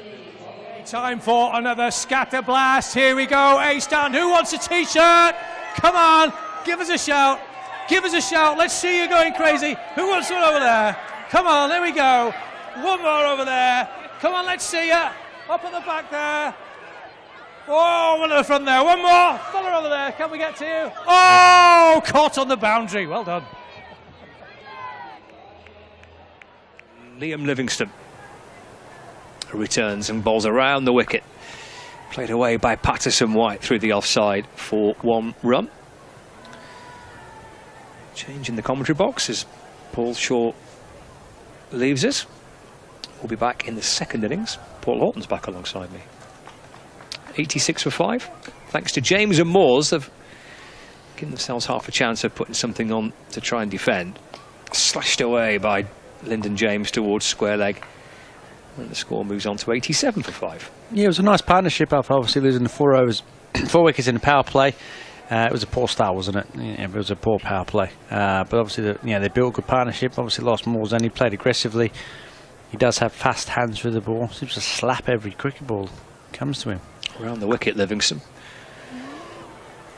It's slapped off the back foot through the offside. Gets underneath Keaton Jennings. Croft is there to mop up. Keaton Jennings is having a challenging fielding. 14.3 overs of the field. He's slowing the ball down at times, but not stopping it. He's on these used pitches, isn't he? Ball bouncing hard and taking all sorts of divots and slowly kind of coming onto it, I guess, a little quicker than you'd expect. Yes, look, it's not as a man who spent a lot of time in the cover and mid-wicket because I was not in the outfield where the fast guys are. It's not an easy place to be with the wicket ends. And Livingston is in to James. That's worked out through the leg side for a single. And a lot of the time you get the ball comes at you and you're on them. Wicket ends are a bit like concrete at times. They get thrashed at you. You're trying to stop a single at times. You're trying to give a little bit. So you're trying to cut off, and then it's not a... give Keaton Jennings some credit. It's not an easy position to field in. You're trying to cover 2 angles. Livingston to Patterson-White. It's played down the ground for 1. He moves to 8. 92 for 5. Just slowly building, but interesting to see. We're not going to get a full quota of George Dockrell tonight, are we? We're not. You sort of forgot that he's playing, haven't you? He bowled 15 overs here, and George Dockrell has come in as the overseas bowler. Not bowled yet, which is interesting. Yes, I mean, I suppose they've not at 92 for 5 and at 28 for 4 as they were. I suppose not. It was going fine as it was. Yeah, but you know what Luke Wells can do. He's done it before. Tom Hartley. You're going to Luke Wells before you go to George Dockrell. Well, he's not been required Maybe yet. He's been brought in for something else. Fielding, batting, I don't know. You tell me. He's taking the catch. He's not bowling the 16th now, so he's definitely not going to get his 4. Gone back to Chris Green. Down the pitch comes Patterson-White. Play back to Green off his own bowling. No run. You see, for him, he'd probably want to get a couple of overs in, wouldn't he? Old Trafford, and get in early and get into the game and keep and feel a part of it. 92 for 5. Green to Patterson-White. Well, that's played nicely off the back foot, driven away through the offside. Hartley gets across the ground to his left to field, and they come back for 2. You mentioned before, obviously, Worcester got 180, which was above par. It proved it was above par. It was apart from some freak hitting and Hartley at the end and some poor execution of death bowling. I think it was above par. Yeah, I'd say obviously slightly less tonight. I think is probably a fair score. Again, shuffling forward is Patterson White, deflected away down to fine leg. There is Dockrell again. Score moves on to 96 for 5. But I do think in the end they're way short at the moment, aren't they? Not sadly. Maybe 150, 160 be probably par. It's in the air up towards the leg side. 1 bounce over the rope. 4 for Patterson White. They probably need a few more of those as well. They do get to 3 figures. Brings up the 100. 100 for 5 in the 16th. Nice shot, using the depth of his crease. If anything, Green can short. He's pulled it. Really, it's the angle where he pulls it, his strength of his. Livingston out at deep mid-wicket. Pulls it straightish of wide mid-wicket. Really good shot from Patterson White. And showing some of the green shoots for Notts. He did really well in the reverse fixture. He did. At Trent Bridge. As he came in for that, into that 11. It's a full ball by Green. Speared in towards Patterson White. Digs it out down the ground. Croft Fields. 1 run. Yeah, he did quite well in that match, both with the bat and with the ball, didn't he? He did. He did. Good game at Trent Bridge. It does feel like months ago, that fixture. It was a while. It was. Kind of the first block of T20 games. It was like 7 or 8 in the first block, and then the 2 championship matches, and then you complete the group stage in the second block. That could be 4. It is 4. Lyndon James slaps it down the ground to long on for 4. 105 for 5 at the end of the over. 16 gone. And 4 remain. A really good shot from Lyndon James. He stood tall, and there's a big gap at mid-on, mid-off. It's a big field, Old Trafford, and obviously there's a big gap straight over Chris Green, and he just slapped it straight, and it went for 4 through the gap. It can get a real lot of space behind the bowler. And we're going to go, Lancashire going to go back to Mahmood. Did see George Dockrell lingering close to the circle, trying to get the attention of Keaton Jennings and let him know that he's on the field and obviously available to bowl some left-arm spin. But he's been overlooked. And Luke Wood is coming on. Luke Wood has how many overs left? He's got 2, so he might finish from this end, Luke Wood. And then obviously you've got 1 from Mahmood and 1 from another, Green, Hartley, Livingston or Wells or Dockrell. As we've discussed. Well, it'd be interesting to see what they do on. I mean, let's assume that Lancashire are able to win the match here, which obviously is far from certain yet. What they do on Friday evening. They've obviously got Dockrell into the side tonight to play in the group stages. Full and wide. It's in the air. Taken by Livingston.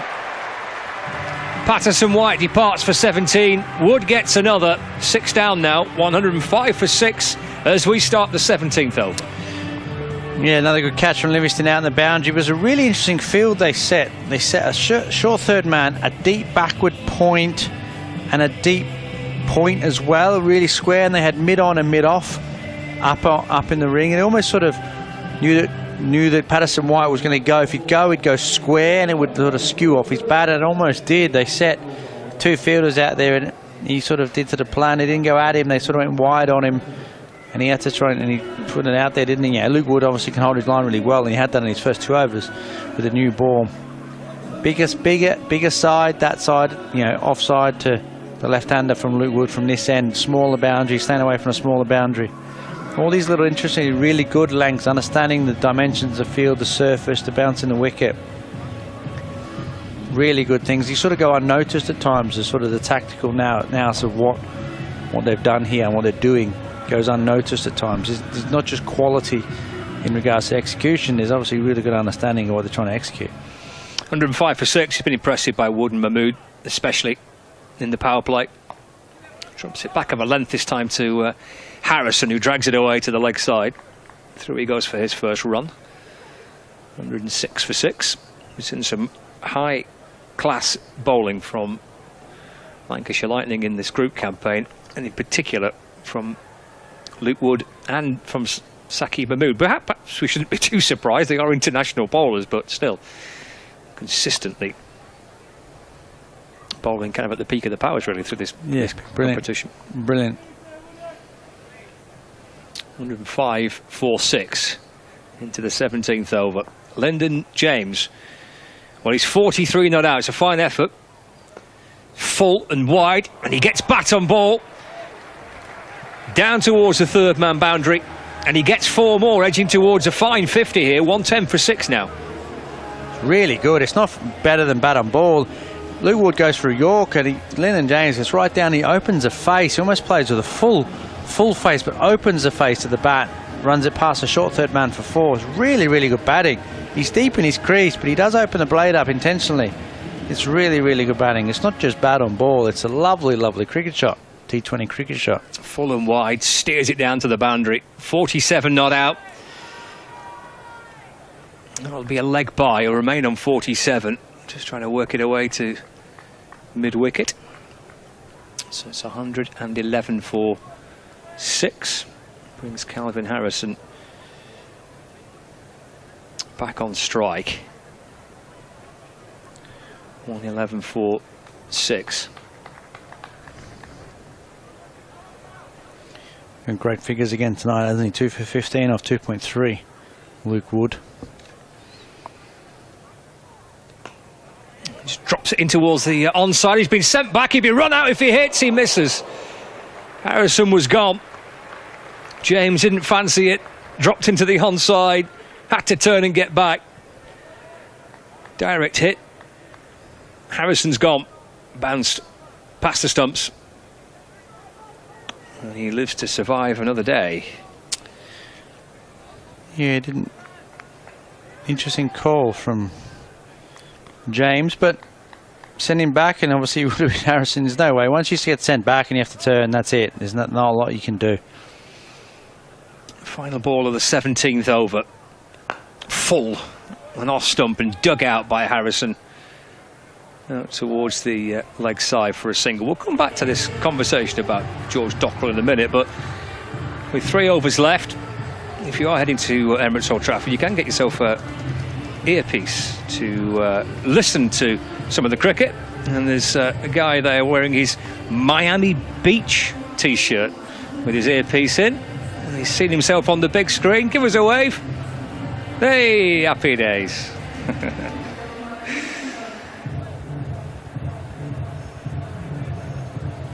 112 for 6. Harrison 2 and James on 47. Just looking at George Dockrell, I mean, in his last games for that he's played in first-class cricket and T20 international cricket, he hasn't bowled. You've got to go back to the games involving Ireland and Netherlands and against Scotland and against in a little series back in kind of May when he last bowled. So he hasn't bowled that much in his last games for Ireland. As Green comes in and bowls to Harrison, that's worked out towards mid-wicket and there's no run. In fact, 4 just times since the start of May in games.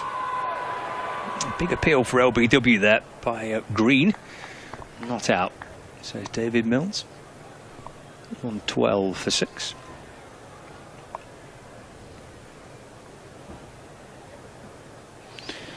So he's saying he's better? I'm just saying he's not bowled that much. Which is interesting, isn't it? 112 for 6, says Green. In the balls, that's in the air. Oh, Jennings leaping low down to his right. And they've come back for 2. Good running, actually. Would have been a sharp take by Jennings. Diving effort going to his right.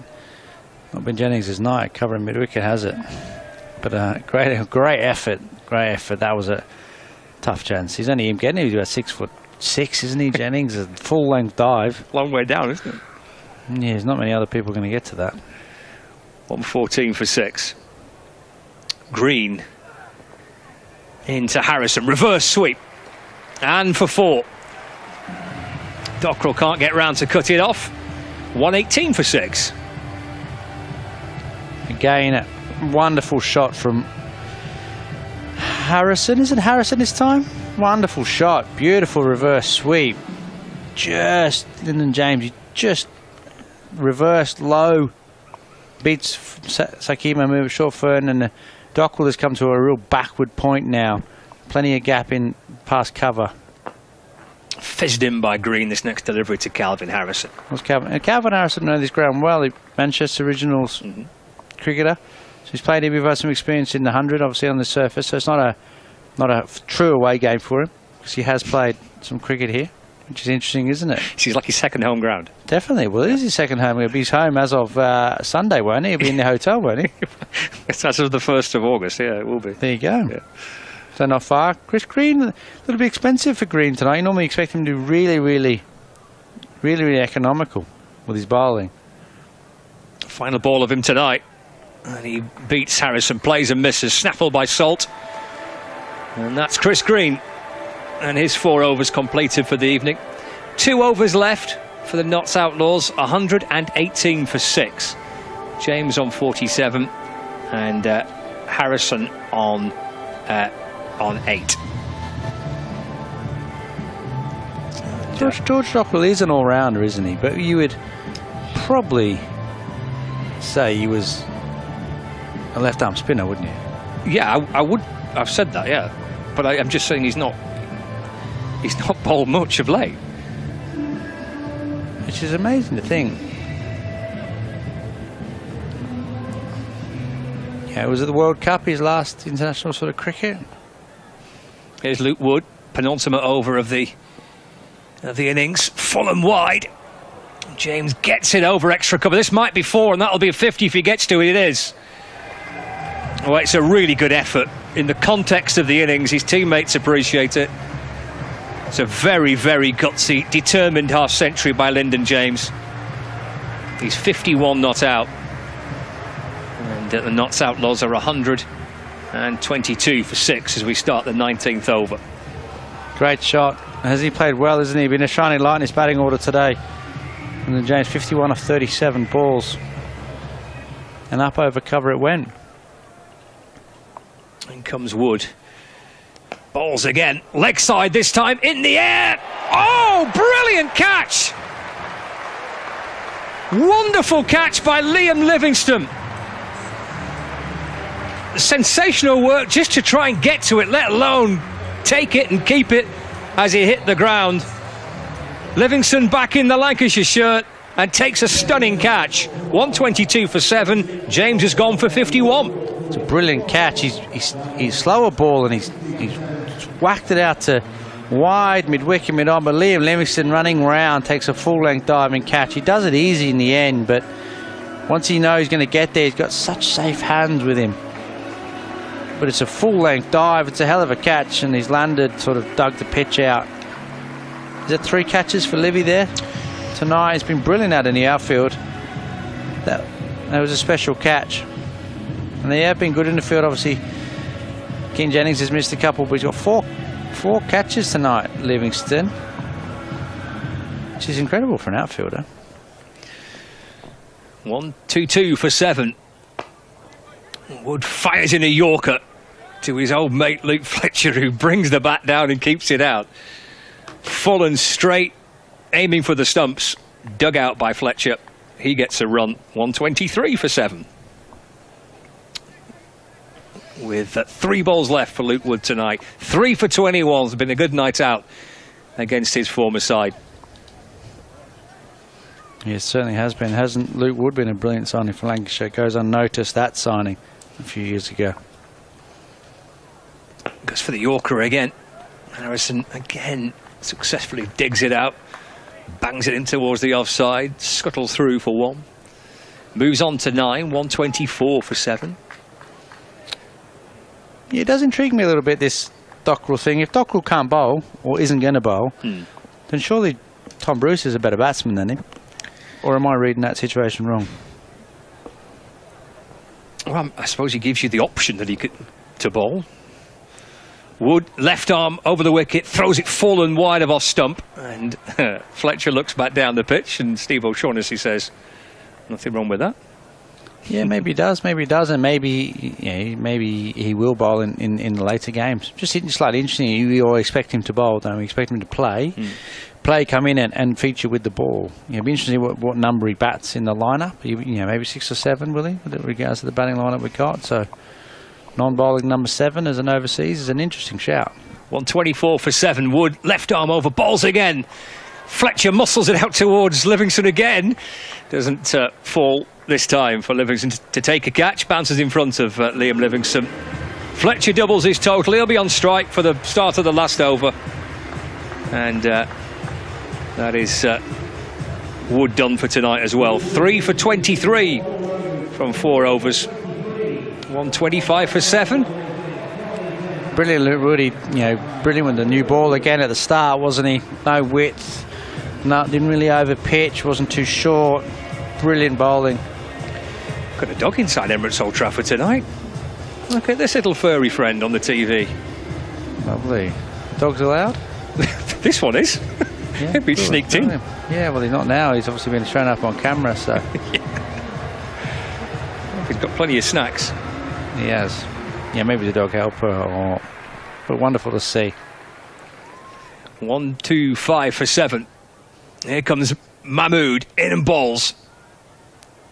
And that's Fletcher able to drag it out towards the leg side.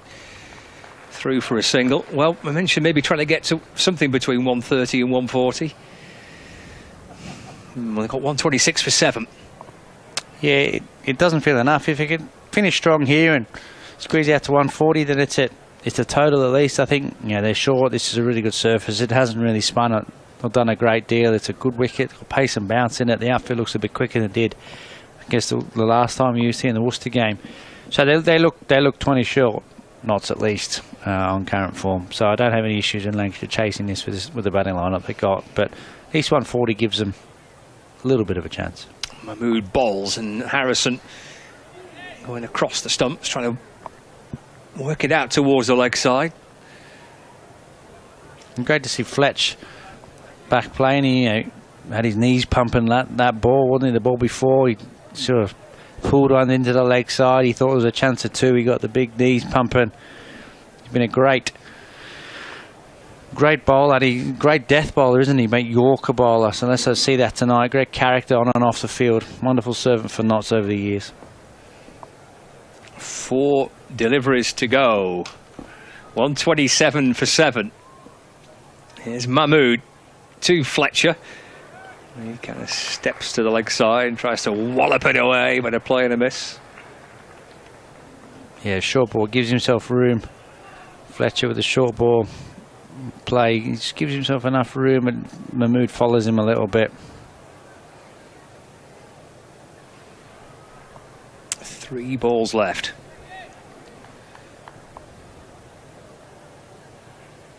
Fletcher on 3. Where's he finding a boundary here? Long on, deep mid-wicket, deep backward square leg on the leg side. Deep third, deep point. Swatted down the ground by Fletcher. He'll just be the single as Luke Wood comes up from the boundary. Fletcher to 4, 128 for 7. Yes, it's good death bowling. Changes of pace, followed him a little bit, got under his feet there. It is good death bowling. And they bowled really well, the seamers tonight for Lancashire. Mahmood and Wood have been incredible with the ball. Wood 4 overs, 3 for 23. Mahmood 3.4 overs at 1 for 23 as it stands. Bowled really well, haven't they? Mahmood bowls, and it's a swing and a miss from Harrison. Through it goes to the keeper. Not quite sure how it's not knocked over the off stump. Yes, looks like a change of pace. Slow ball. Harrison is trying to go across his stumps and go to the shorter side, the leg side boundary, which is a bit slightly shorter here. Emirates Old Trafford hitting towards the point and the big party stand. But it's really good bowling, changes of pace. Final ball of the innings for the Notts Outlaws. 3 off the last over is not what they needed. No, it's been excellent from Mahmood. 128 for 7. It's down the leg side. Be called a wide. Scampered through as well. Big Fletcher's running off. He's got a ball to go. He's not realised he's got a ball to go. He was halfway back to the dressing rooms.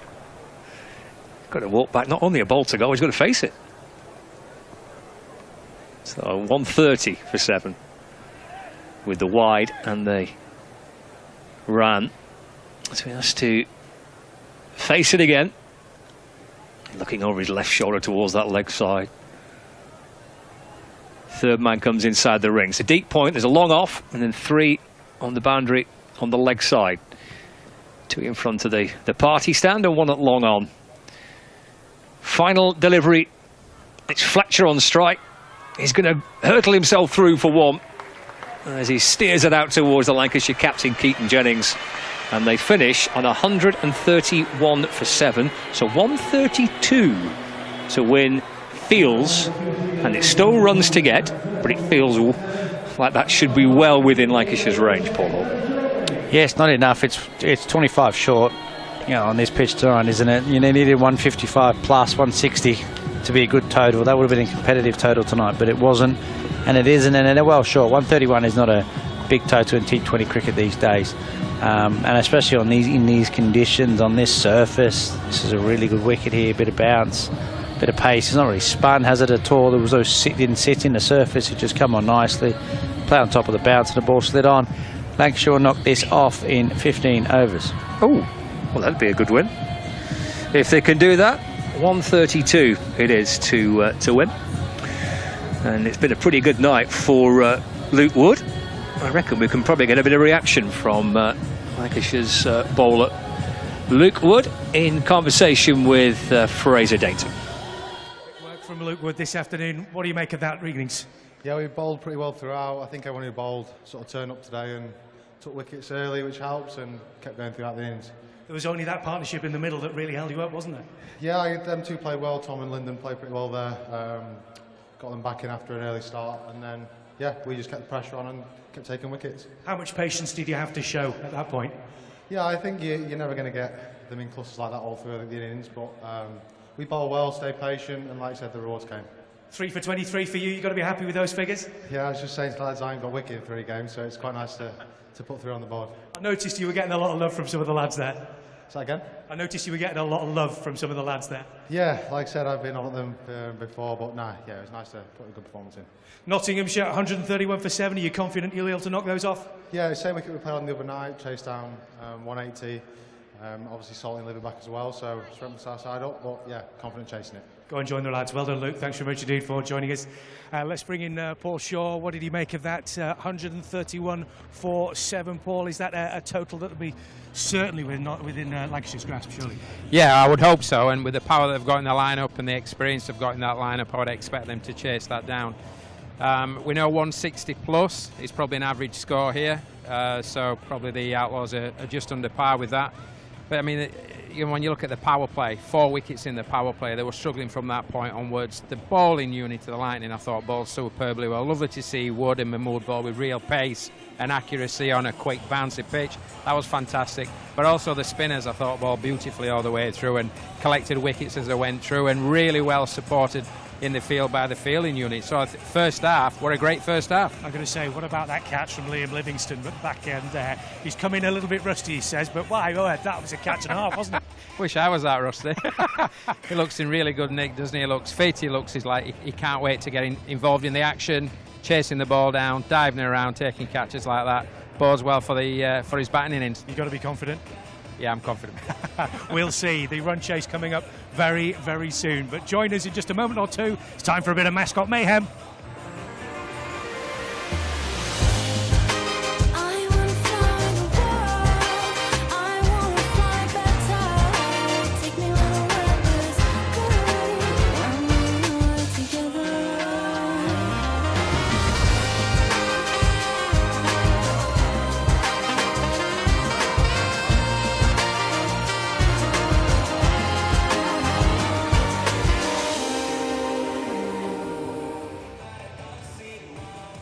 It is time for my favourite bit of a match day. It is mascot mayhem time. Come on in, guys. We've got 2. We've got Matty and Louis. Who's going to try and get these hoops over Lanky's head? So we're going to see if he's going to play ball. Are we feeling confident, Louis? Feeling confident, yeah. Fantastic. So you've got 3 shots. We'll take it in turns, one each time. Come on, Louis. Go ahead.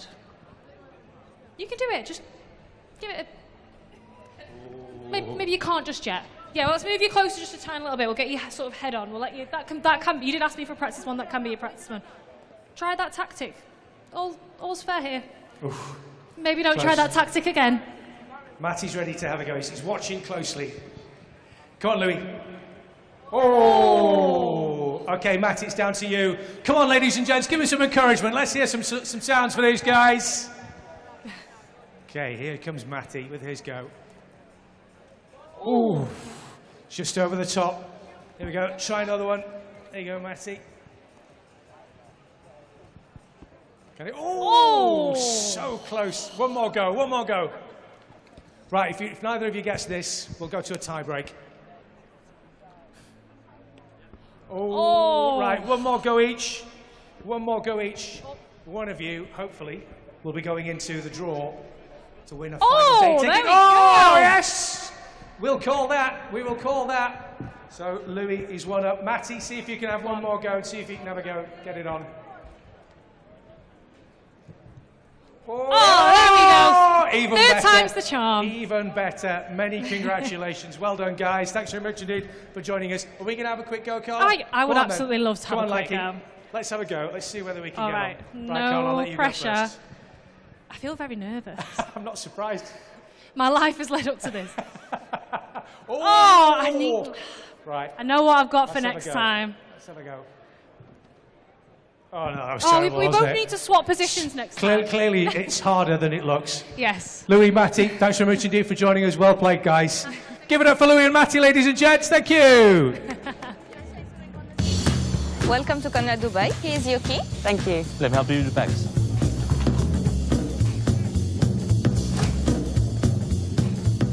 Nice room. How's that?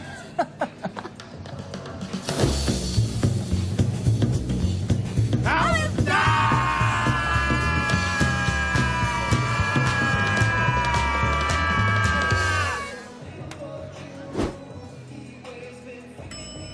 How's that?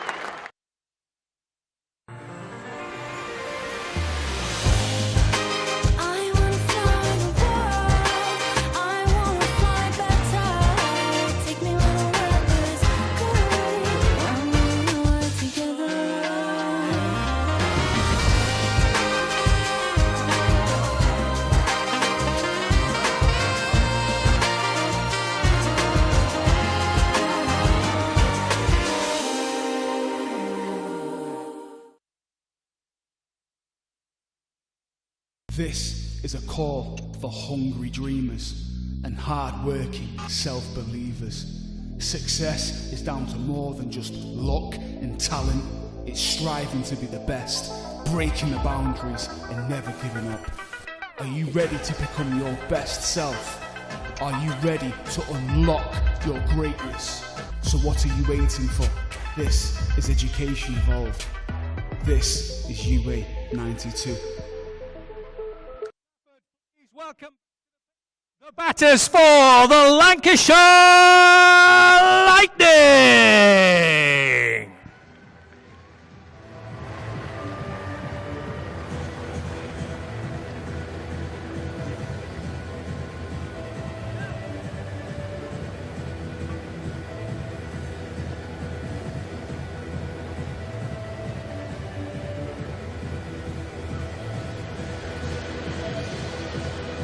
So the players are heading back out here at Emirates Old Trafford for the start of the Lancashire Lightning reply. 132 it is to win, with 120 deliveries to get them as well. Well, Luke Wells and Phil opening the batting for Lancashire Lightning. So 132 is the target, and just a reminder that Lancashire Lightning get to 132 and win the game. Well, I mean, 1 point would be enough, but a victory here for Lancashire Lightning would absolutely, emphatically get them into the knockout stages of the quarter-finals, and then they'll take a look at what's happening tomorrow night in the Northants match, because that could mean that Lancashire get a home quarter-final. But either way, if they win tonight and win Friday, then they're here for the knockout rounds anyway. First things first, 132 to win, and it's Ollie Stone to open up for the Notts Outlaws, and Phil Salt is on strike, and that's nudged out towards the leg side for a single. Scott Reed, Paul Horton and Paul Shaw, your commentary team. We'll hear from Paul Shaw a little later on. Paul Horton, former Lancashire captain, is with us here up in the commentary box. 132 to win. Salt, Wells, Livingston is your top three. Not bad, is it? No, very good. Very good. It could be better. You know, Jennings could also open the batting. It's true, yeah. I think he's probably gone into 4 because he's a wonderful player of spin, and have you seen he had success for England in subcontinent? So that's why he's probably gone in at 4. Here comes Stone, bowls to Wells, flashed away down towards backward square leg. And Wells gets his first run too with that loss. Brilliant to see Ollie Stone running in. Yeah, we want him full head of steam, guys. Has played international cricket. Obviously, just listened to an interview from Ben Stokes. Exciting time to be a fast bowler for England. It certainly is, isn't it? Obviously, no Anderson, no Broad. The likes of Stone were wanting to get in. If he gets his game together, stays fit, and all of a sudden you'll be knocking on the door because there are plenty of spaces. Yeah, he's one of them. Stone in bowling. Run away by Salt. That's lovely timing. That'll rattle its way to the rope. Effortless, really, from Salt. First boundary of Lancashire Lightning's reply. 6 without loss.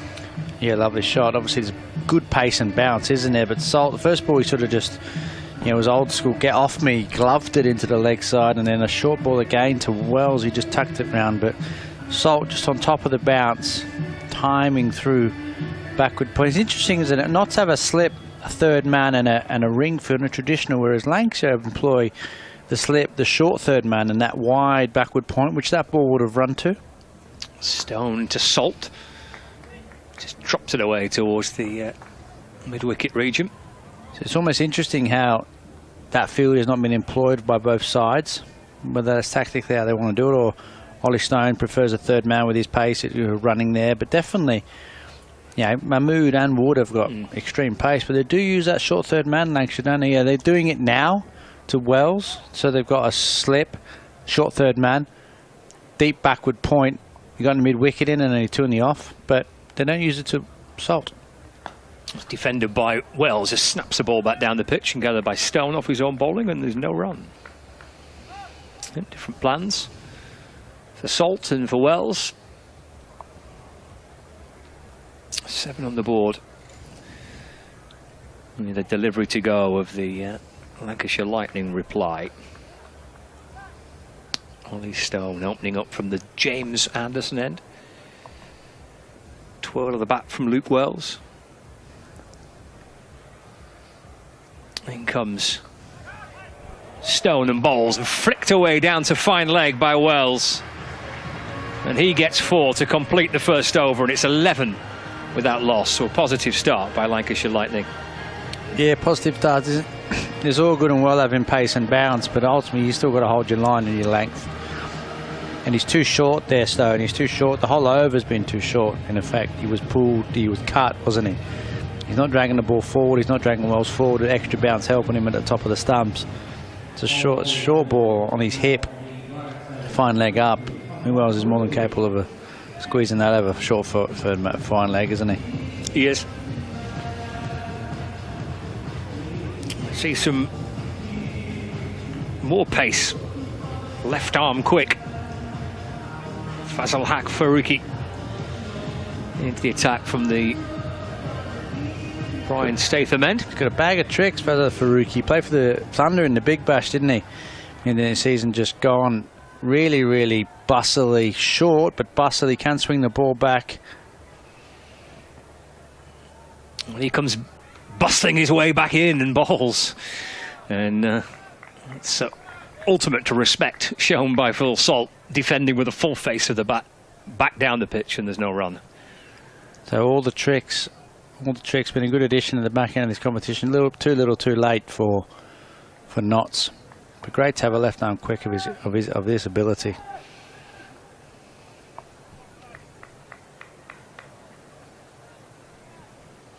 Interesting field he's using to Salt. Just as they change the field happens, he pushed a deep mid wicket. So a deep mid wicket, deep back with square leg, slip and a short third man. Everyone, 4 guys in the ring on the offside. It's real bustly action, isn't it? Balls to Salt. Flicks it away off his pads. He wants 2. Throw comes into the bowler's end. It's tight if he hits. He didn't. Wells does get through. Really, really good batting from Salt. Tucked it into the leg side, just forward a square. It's a big field to cover for 2 blokes out. Deep backward square, deep mid wicket. Salt wanted 2. He was only running 2. He was only ever going to run 2. It was Wells. It was it was struggling. Wells, wonderful batsman, great leg spin bowler, but he is not Linford Christie. Very few are. That is true, actually. 13 without loss. Matt Montgomery with a pick up and throw. It's lifted out towards deep backward square leg. Montgomery's there again, just a single this time. Salt moves on to 9, 14 without loss. Sharp work, clean pick up from Montgomery. Throws on the bounce. He was out, Wells. He was out if it hit. It was only ever going to go to his end.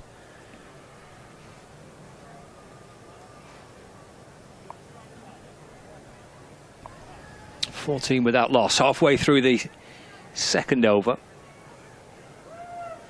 Wells on strike on 5.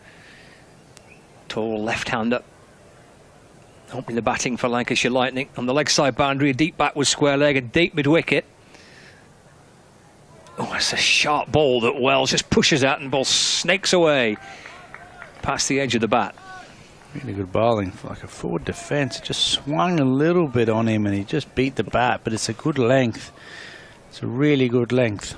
And that's what you need to do. Yes, there is pace and bounce in the surface, but you can't be short. It doesn't really matter if you're short. You're not getting anyone out bowling short balls. You'll bring them forward. The extra pace and bounce helps you. 14 without loss. Just 3 so far off Faruqi's first over of the evening. And balls again wide off stump in the air and caught at backward point. Hit firmly to backward point.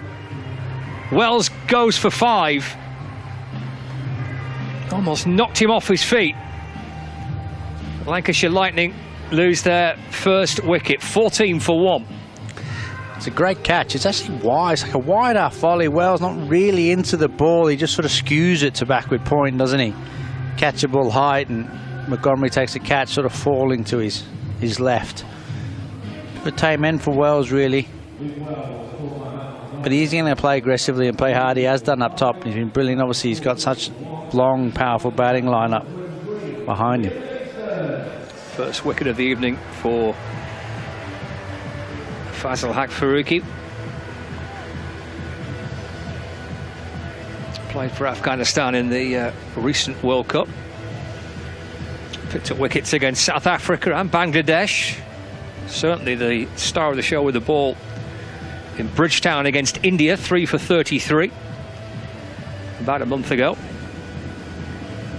He's got wickets in the previous 3 games for the Knotts Outlaws. 1 for 35 against Leicestershire, 1 for 27 against Durham, 1 for 31 against the Birmingham Bears. 1 ball left of the second over, 14 for 1. And Liam Livingston is the new batter joining Phil Salt. Slip in place, in and balls. Livingston off the front foot, punches to mid-off. And there's no run, tidy start. 2 overs gone, 14 for 1. Nice start. It was a bustly over from Faruqi, really good. He pitched the ball up, didn't he? A little bit of swing, pace and bounce. Got his success with that. Just hope. Oh, here we go. Just recap the qualification process. Lancashire's 1 point required to reach the quarterfinals tonight. If if Northamptonshire lose tomorrow and Lancashire win this evening, then Lancashire will have that home quarter-final tie. Of course, if both Northamptonshire and Lancashire lose, then Friday's match against those two sides will decide both the quarter-final qualification and second place in the group. If both Northamptonshire and Lancashire win, both teams will qualify for the quarter-finals, with Friday's match deciding second place. So we are in for a really interesting couple of days. But first things first, for Lancashire to qualify, they have to win tonight, and then within touching distance of a home quarter-final. Ollie Stones, second over of the evening for him. Salt swings and gets the ball down towards the fine leg boundary, over the rope, over the advertising board, onto row A. All the way for 6, 20 for 1. It's a top edge for 6, and it's a gain, isn't it? It's short from Stone. So it's all good and well having pace and bounce, but it's a short ball. He's got one man out on the leg side, a deep backward square leg. He's got 45 up. Phil Salt's an international opening batter, so he's trying to pull it, and he's going to try and hook it, and he's only got one bloke to hold out to a deep backward square leg. Anything else is going to go 4 or 6. Just don't think it's great bowling from Stone. He's got more quality than this. He needs to pitch it up and hit the top of the stumps. In bowls to Salt, in the air, clears mid-off. Clark chasing after it. Salt comes back for 2. It's not just about pitching it up and putting on a tee, because he's got the pace and bounce. He's got a little bit of leeway. That ball obviously goes over Clark, but he nearly gets caught. He makes Salt do something slightly different. I think Salt, if it's short, and he's almost got a free hit. It's interesting, they got the short third man up now and a deep backward point like we discussed the previous over. But he just needs to try and hit top of the stumps if he can. Stone from the Anderson end balls to Salt. He thinks about trying to get through for one. He just drops into the offside, no run. Like that, top of the stumps again. It was a change of pace as well. Couldn't you got extreme pace like Stone? You can do that, can't you? Now he's bowling to a T20 powerhouse, isn't he, at the top of the order, especially this season, IPL, England. But Ollie Stone is a quality bowler, fast bowler as well. Just needs to be a bit cuter with his deliveries, doesn't he? Well, he's got 3 left of this, his second over of the evening. Balls to Salt, pushed away into the offside. Through they go for a single. 23 for 1. Gain there. Stump line, slightly back of a length, and he just dropped it in to the offside. It's better bowling from Stone. Now he's got an opportunity here. Livingston, but face one delivery. He's got to be positive and aggressive. You've got to attack Livy's stumps, hasn't he? You've got to attack top of the stumps. Maybe use his short ball if he wants to Livingston early, but still a gamble. For me, he's got to try and pitch it up, use his pace and bounce. Yep, just one ball faced by Liam Livingston. Here comes Stone, balls to Livingston. Ball deflects down towards the third man boundary. No bat on that, will be a leg by. Still on 0. 24 for 1. Brings Salt back on strike. 2 England international, 2 England World Cup players batting together here.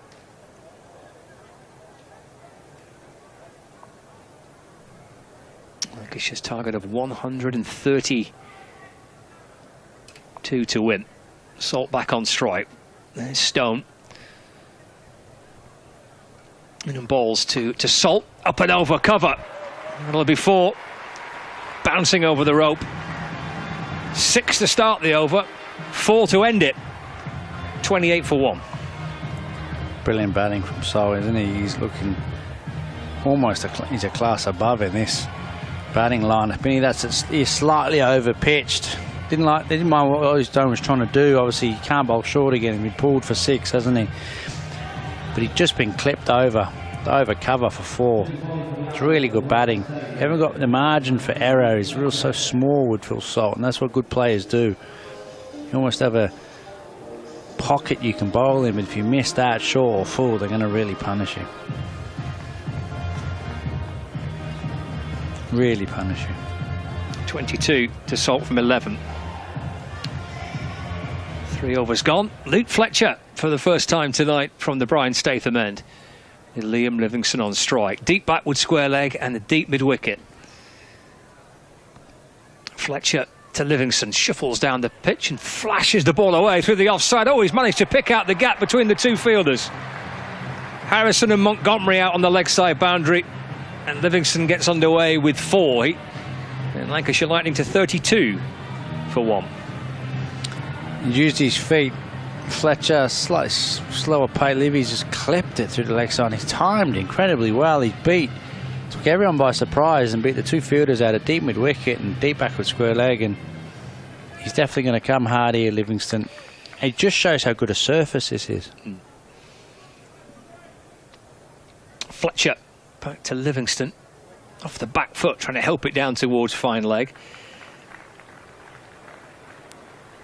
Score moves on to 33 for 1. Livingston moves on to 5. It brings Phil Salt back on strike. Both these two batters here for Lancashire Lightning have had a busy few months, haven't they? They've been away at the IPL and then part of England's one-day squad against Pakistan and away with the World Cup as well. They've had some start to the year, haven't they? Now ready for a domestic season in this country. This takes a single, Salt. Nudges the ball away to mid-wicket for 1. Moves on to 23 not out, 34 for 1. Bowling from Fletcher, no width is there. Game what we talk about, top of the stumps. You're not going to come hard at him, but he is a clever bowler. He understands what he's trying to do. He knows what he's trying to do. You know, can bowl a really good Yorkers, bowl some good depth, but he's got good guile in his bowling. Yeah, he's a wily old fox, isn't he? Luke Fletcher. In again. Pulled. Great catch. No, put down. Harrison got hands to it. Livingston maybe for a second thought he was gone. Pulled away out towards deep backward square leg. Livingston took a stunner in the field for Lancashire Lightning earlier on tonight. Harrison almost doing for Livingston here. Great effort running in, diving forward, or the hardest thing to do in the game, diving forward. He got both hands on it and just rustled into the leg side. He didn't really, hell of an effort, but would have been a great catch. But he stopped forward, didn't he, I guess? It's Fletcher in and bowls to Salt. Oh, lifted it over the keeper's head, Phil Salt. Just trying to run it down towards the boundary. Gets a single. Cheeky from Salt. Yeah, it was a slower ball bouncer from Fletcher. Dug it in, but it was slow and it spun a bit, and he just dinked it over the keeper. But because there's no pace on it, kept Faruqi interested at short. Third man, he should have ran around a little bit, and it was never going to be a chance for him. Never got close. But this is the guy I've spoken about. Fletcher's he's bowled it. He's gone for 8, but it's of guile, isn't it? He's changes the pace. He's held the stumps. He's bowling at Livingston and Salt on a really, really good wicket. It's done really well. 8 off his opening over with a delivery to go. Big appeal for LBW by Fletcher as Livingston tries to work the ball away to the leg side. That's the end of his first over. Ends it with an LBW cry, but not out, says Steve O'Shaughnessy. It's a bit high and possibly missing leg. But again, top of the stumps, wasn't it? No width to Livingston, top of the stumps, and his over goes for 8, and he's held them after the big third over. 4 overs gone, 36 for 1. Plenty of smiley faces in the crowd. It's t-shirt weather tonight. I've not been saying that too often. Wasn't T-shirt weather on Friday here for the washout Roses fixture? No, it wasn't. No, it wasn't. No, it was not, no. Lovely on Friday, apparently, as well. Very nice on Friday. Final group game against Northants. Heat wave, apparently. Heat wave? Apparently. All right. I'm not sure if that's here or somewhere else, but there's a heat wave. 36 for 1. Faruqi in and balls. Single by Salt, just nudged off his hip. Fletcher's at short, fine leg to field. Salt gets 1. Takes him to 25 not out. 37 for 1 as we start the 5th. Interesting you mentioned a heat wave. My wife has just sent me a photo of the weather forecast for where she is with my 2 daughters. Yeah. Which is 34, 38, 41, 41, 34 and 35. That's quite warm. Yeah. She's obviously in southern Spain, but it's a lot warmer in Malaga than it is in the Manchester, shall we say. It is, yeah. But we'll take this. Yeah, 25. It's tropical. We'll take this. Dropped into the offside by Livingston. Through he goes for 1. Harrison with a pick up and throw towards the stumps. Score ticks along to 39 for 1. Correction, 38 for 1. Livingston on to 7. Brings Salt back on strike. And a great IPL, Phil Salt. Thick end of 400 runs.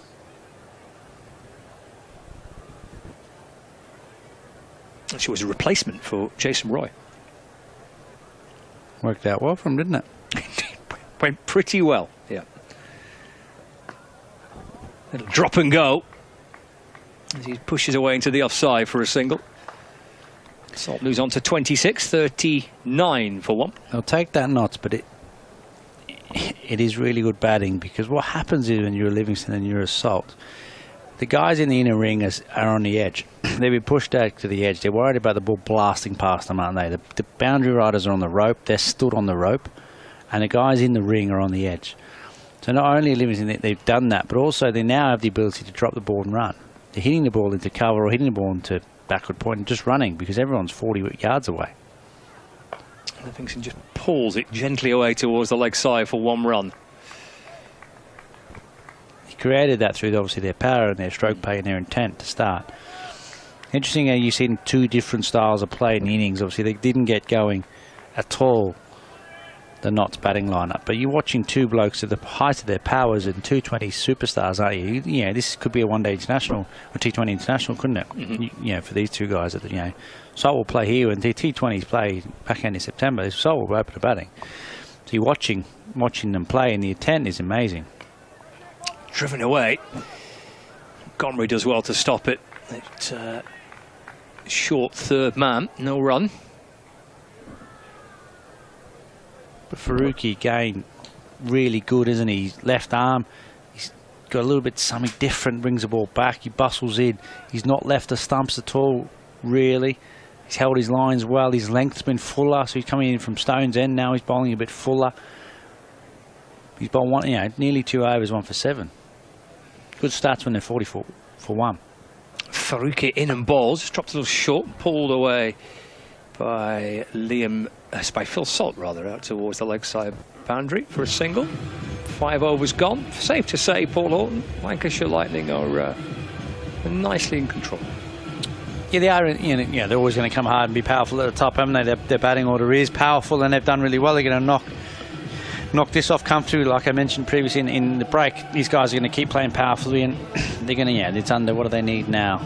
90 odd runs for victory, so it's a comfortable game for Lancashire. They were really good with the ball, showed their class with the ball, and they will knock off this total comfortably and a few wickets down and show the difference in class and golf in sides. Take them to so it will take to Friday night. It'll be El Scorchio here, Friday night, Old Trafford, won't it? 25. We'll both come in with real tans. We might need our sunglasses on behind the glasses here, Scott, so get your sunglasses ready for Friday night. There's Fletcher to Salt, cracked away, beats the infield, and all the way for 4. Ring of 5 fielders on the offside inside the circle. Salt's found a gap. He moves to 31, 45 for 1. It's unlucky. He just rolled his fingers over. Fletcher just sat up a little bit, and Salt got on top of it and found the gap. He's unlucky with his bowling. It's great play from Salt. Really good batting. And obviously we'll watch a shootout, won't we, for second place? Yeah, Northampton have got to get over Birmingham. They have to win, yeah. Which is a tough finish. They're playing the best two teams in the competition, aren't they? Can they get over Birmingham on their own patch? Well, if they can, then it takes it down to Friday for that home quarter-final. Fletcher in and balls.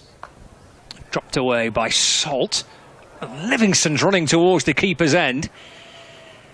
Again, another tight single, but they've got through for one. Throw coming in. Again, really good batting in from Salt. 4 ball before. Good ball from Fletcher, and he just dropped it and run for a single. Made Livy get on his bike and get down. Salt looks incredible shape at the moment. Physical shape, batting really good. And just on there, obviously, we noticed that we are discussing that Northampton got a game in hand. They're at 4th place on 14. Fletcher in, slower ball, swung away in the air, bouncing in front awkwardly for Calvin Harrison. This ball bounced, it's spun to his left, but he stops it. They get through for a single, 47 for 1. Again, slight chance, but just not enough for Calvin Harrison out there. But haven't Leicester snuck up on the blind side a little bit in recent performing? 6 wins, they're in 3rd place, 1 game to go. They're going to get a quarter-final spot. I presume if they win their last game, they'll get a quarter-final spot. So another quarter-final for Leicester. You're sort of unrecognisable, you're changing. It's hard for these sides. Not a test match ground, is it? Doesn't have the Salts and the Livingstons coming back to their line-up. Short, hammered away, all the way for 6. Out towards the point boundary, in front of the temporary stand.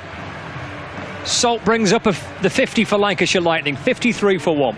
Wow, what a shot that is. It's short and wide. It's nothing that you want to bowl, ultimately. And he's just cut it for 6. 70 metres out to the point, out to the party stand, which is nothing at the moment. It's just a empty block of... He's just clubbed it. The power he's got, really, really, really good. Really power. You see why he's doing so well at the moment, T20 cricket. Goes again. Might be 6 more. You bet it is. Lanky take the catch. Lanky does the fielding.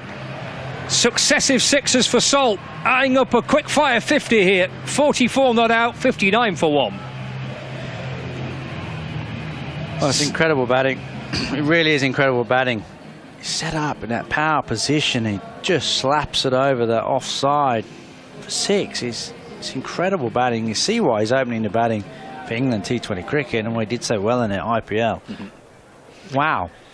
59 for 1. Final ball of the power play. That comes back in towards Salt and is dropped into the offside, and Fletcher picks it up and says, thank goodness that's done.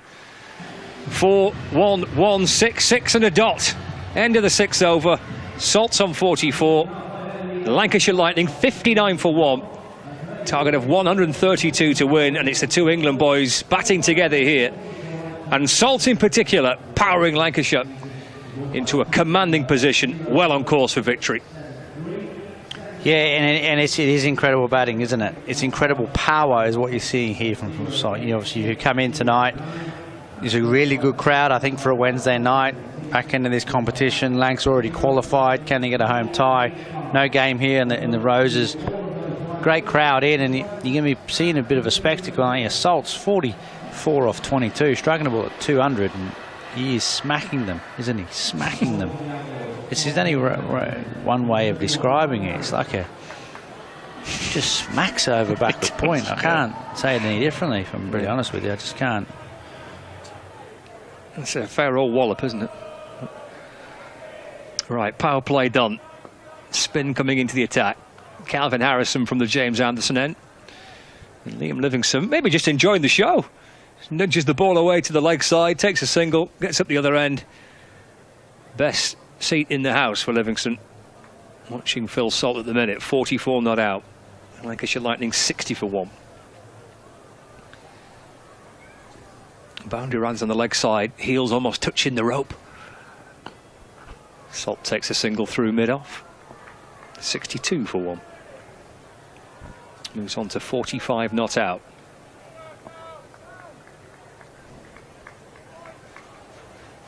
A reminder for you, earlier on. That's Outlaws finishing on 131 for 7. And listen to Livingston, who's dancing down the pitch, trying to work the ball away. 51 to Lyndon James, 26 to Tom Moores. That partnership, and James's knock in particular, a recovery of some sort for the Notts Outlaws, but 131 for 7. 3 wickets for Luke Wood, 3 for 23. Livingston hammers it for 6 down long on. Enough of watching the Salt show. Livingston fancies getting involved. He moves to 16, 67 for 1. There is a gap straight, isn't there? Mid-off is really wide, mid-on slightly straighter, but the gap straight is really big, and Livy just sort of had enough, gave himself some room and powered it straight. He knows he's got a lot of room to work with straight. 50th partnership, that 6 as well. 53 they've added from 29 deliveries. You hit the ball for 6 anyway, you got a lot of room either way, it doesn't really matter, but he's got a lot of room to work with. Interesting field change. He's obviously got a mid-wicket coming in, short mid-wicket cover, no backward point. Harrison to Livingston, play back to the bowler, no run. Well, Harrison's got 2 fielders behind the bowler, long off and long on. There's a deep mid-wicket and a deep backward square leg and deep point. Harrison to Livingston, goes back, cuts the ball away.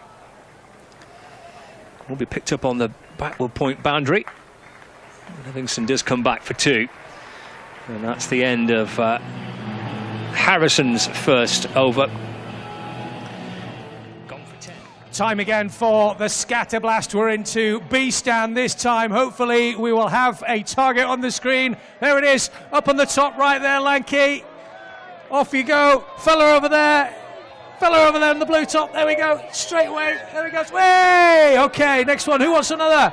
Hands up if you want another. Come on, throw it in for us, Lanky. Get it in there. There we go. Well done, mate. Who wants one more? There we go.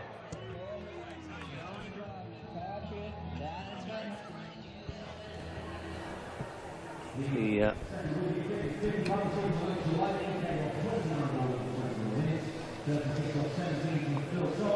69 for 1. 7 overs gone.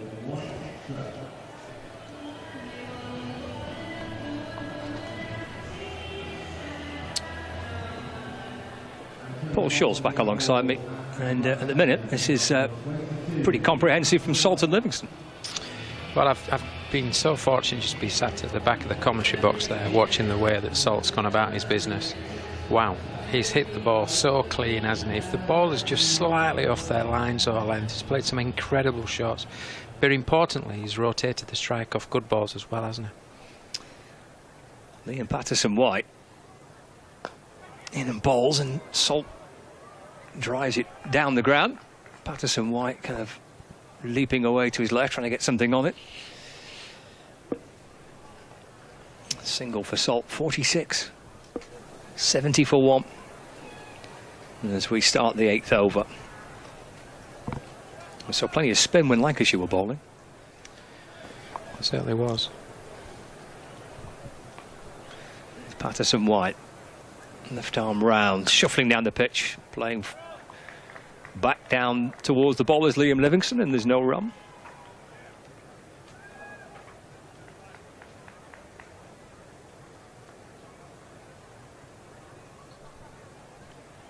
And balls again, cut away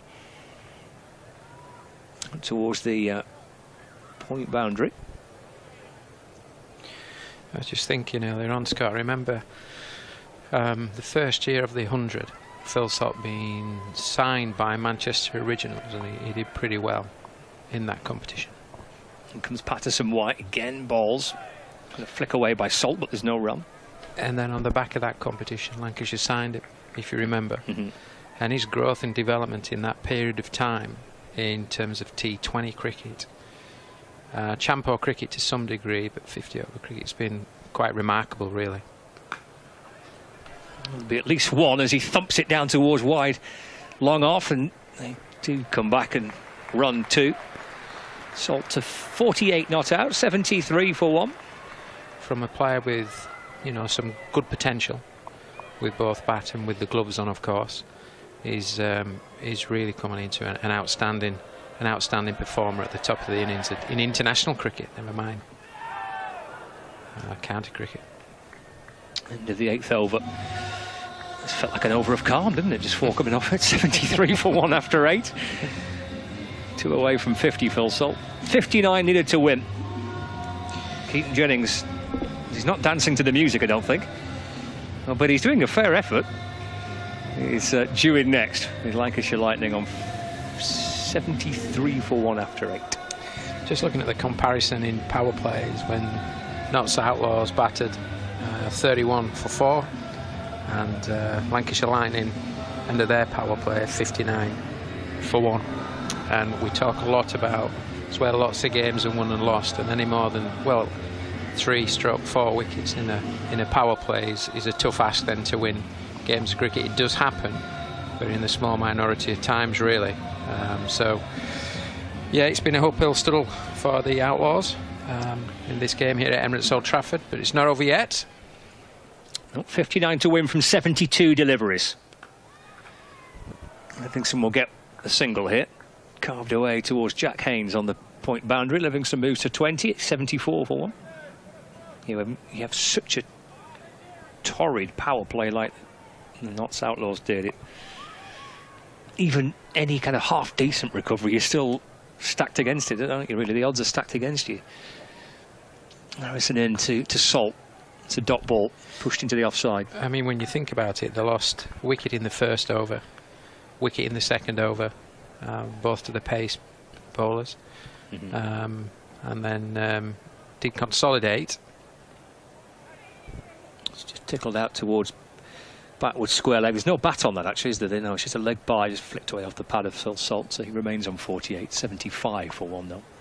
And James and Morse put together a really good partnership and gave them half a chance, didn't they, to get into some type of total, with James getting 51 in 38 balls. Livingston going back. Popped down on the mid-wicket boundary. Livingston with a lifeline, muscled out towards deep mid-wicket.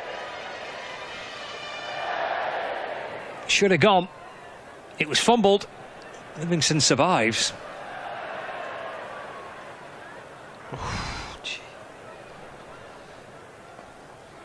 This will be another single. This time Martin Dell successfully comes up to complete the fielding.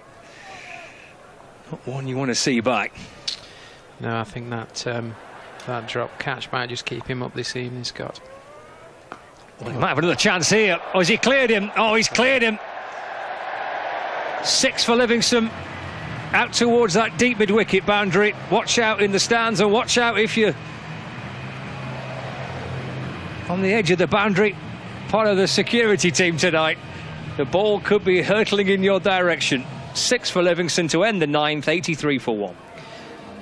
Yeah, Livingston just gives himself a really good base, hits the ball under his eyes, full backswing, long levers, makes a great connection with that ball, and clears the ropes by some distance.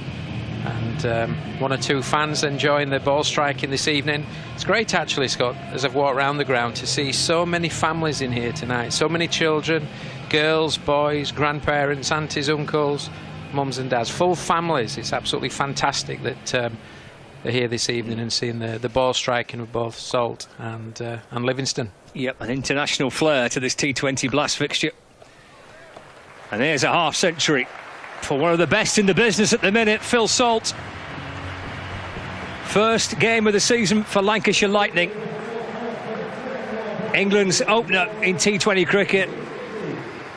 Starts with a 50 for Lightning here at Emirates Old Trafford. 84 for 1 now. 50 in just 31 balls. He's shown his class, he's shown his power, and he's also his tactical prowess by keep rotating strikes on good balls too. Patterson White to Liam Livingston, scooped out through the leg side just for 1. Really is a tremendous T20 innings in it from Salt. It showed his international class, but yeah, he's played so well this evening, and I'm sure the Lancashire faithful have been really appreciative of the knock this evening. It's been absolutely top draw. 3 6s, 3 4s for Salt, who, to back up the point that Paul Shaw was just making, he's quite content to knock it through mid-off and just jog through for one and keeps things rotating and ticking along quite nicely. I actually think that's a big development in his game. Clearly his ball striking is getting better and better and better, but actually sometimes he used to try and hit a large percentage of balls, or try maybe overhit every now and then, but the good balls now is rotating for one, so the scoreboard, even in pressure situations perceivably, the scoreboard is still ticking. So he's playing really well. Patterson White to Liam Livingston. That's carved away through the offside. He's going to get a bit tonight. Here's young Martindale. He put Livingston down. Thankfully the party stand's closed. If the party stand was open... Oh. 87 for 1. That's down the leg side by Patterson White. Signalled as a wide. Just 88 for 1. Just going back to Phil Salt, I remember when Lancashire were in the process of signing him, Warren Hegg, the Lancashire legend, said to me, we're signing some player here, he's going to be a really good player in 4 or 5 years' time. So Hegg is known for spotting that potential, and certainly did in terms of Phil Salt. And of course in the women's game, Mahika Gore. You know, it was Warren Hegg's talent ID out in Dubai, I think it was, and we flew her over and spent some time with her when we signed her and developed her in that period of time. Final ball of the 10th, muscled away by Livingston out towards the leg side for a single. That's the 10th over gone. 90 for 1. It's certainly been a display here, hasn't it, Paul, of some fine hitting from Phil Salt. Some big brutal shots. Superb ball striking. He gets in positions, gets on top of the bounce, hits the ball really hard, hits the ball under his eyes when he plays off the front foot, and he's hit some unbelievable shots for 6 over extra cover there with the ball that you think, how's he got that there? But the sheer power and timing that he has now, as well as really good strike rotation off good deliveries, that just keeps the scoreboard ticking along. I think it's been a truly outstanding knock this evening in the context of T20 cricket. He's really some player developed into a wonderful all-round batter, and it's really pleasing to see him in a Lancashire Lightning shirt here at Emirates Old Trafford. I'm sure the Notts team and the Northamptonshire side are delighted to see him back. Just in time for the final 2 group matches. All about timing, isn't it? It is all about timing. Ollie Stone to Liam Livingston. It's in the air. What do we reckon? Great effort by the boundary rope. Well, it went a mile, and Calvin Harrison doing his best to try and get around the edge of the rope to take the catch and maybe even flick it back to Ben Martindale. It's a good effort. He saved a 6, I reckon. Could have taken the catch. Oh, it's an outstanding bit of work from Harrison. Outstanding. Oh, what a wonderful bit of fielding. We're just working out actually whether that's gone for, I think it's gone for 4, is it? Looked like he did touch the rope, but it's difficult for, I think, for Harrison to know for certain, isn't it? Yeah. Whether he released the ball or whether he was still on the rope. So just the 2. Stone balls again. Wraps Livingston on the wrist, or on the glove. Takes his bottom hand off the bat. 93 for 1.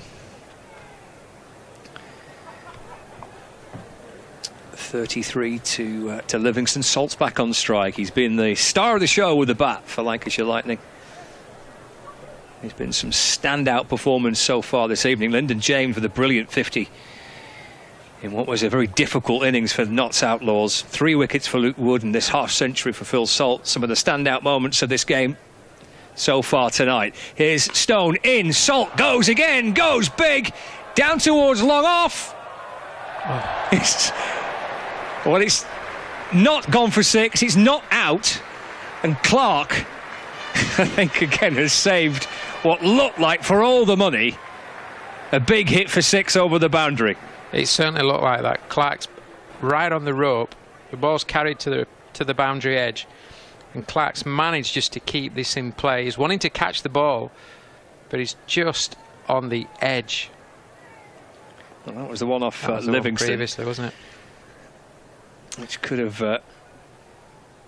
been 4, could have been 6. Here's Stone in, balls to Livingston, that beats him and goes through to the keeper, and there's no run. 94 for 1. We're in the 11th over. It is 38 to win off 56. This is the Phil Salt one for viewers on Lex TV. Big high shot up towards the long off boundary. Clark underneath it, right on the edge of the rope. Brilliant effort. Brilliant effort. Saved 6 runs, isn't he, really, there? Great bit of work. We've seen 2 outstanding bits of work, haven't we, from Harrison and also from Clark on the boundary edge. Unfortunately, not able to catch the ball, but they certainly saved 6 runs each time. Stone to Livingston, dragged out towards Martindale. Just for 1. Livingston moves to 34 not out. Lancashire Lightning, 95 for 1. Need 37 to win. 55 balls left. They're cruising at the minute, Lancashire. There is still a length to ball on this pitch. Tight lines, but if you're looking to hit top of the stumps, probably bail height, you can vary your pace from that, which I think in this over, actually, certainly Stone has done that and made it a little bit more difficult for the batters. They've just not hit that length as often as they wanted to. Played off the face of the bat by Phil Salt, just horizontal bat. Deflects off the face of the bat down towards that backward point region. And through Salt goes for 1. He moves on to 54. It's the end of the over. 11 gone. 96 for 1. Well, plenty of happy smiley faces around Emirates Old Trafford tonight. Home side well set for victory. A couple of Notts fans have made the journey by the looks of it. Thunder fans there, look, you see that? Some Thunder fans as well. Some great headwear. Might try that. I reckon you could pull that off. You think I could? I think with that jacket in particular, you could pull that off. No problem. Yeah, might just match the jacket. Nice colour contrast. It's a snazzy looking jacket, is that? There we go. They don't miss a trick, do they? They do not. No, not with a jacket like that, they don't. It's lovely. I'm only jealous. I only want one. We see what I wear on Friday evening. Back on Friday? Happy days. Fletcher to Salt. And that's hammered down the ground for a single. Moves to 55, 97 for 1. 35 to win from 53. Livingston and Salt treating us to a bit of high quality batting here. They've managed the run chase brilliantly, these two. Livingston waits as Fletcher sets off again. Oh, he's well bowled, and it's going to be running all the way down towards the boundary for 4 off a little bottom edge of Livingston's bat to bring up 3 figures for Lancashire Lightning. 101 for 1. You have to say that's really unlucky, isn't it, for Fletcher? I think he's bowled that delivery really well. It's in the block hole, and he's just managed to get enough bat on that to run past short fine leg for 4 runs. That's incredibly frustrating, and actually it's the type of night that the Notts Outlaws have had this evening. It's been a tough evening for them to date, and certainly Fletcher doesn't often go for none for 31 off 2.2, the experienced bowler. Well bowled again. It's dragged down the ground by Livingston as it's banged in short.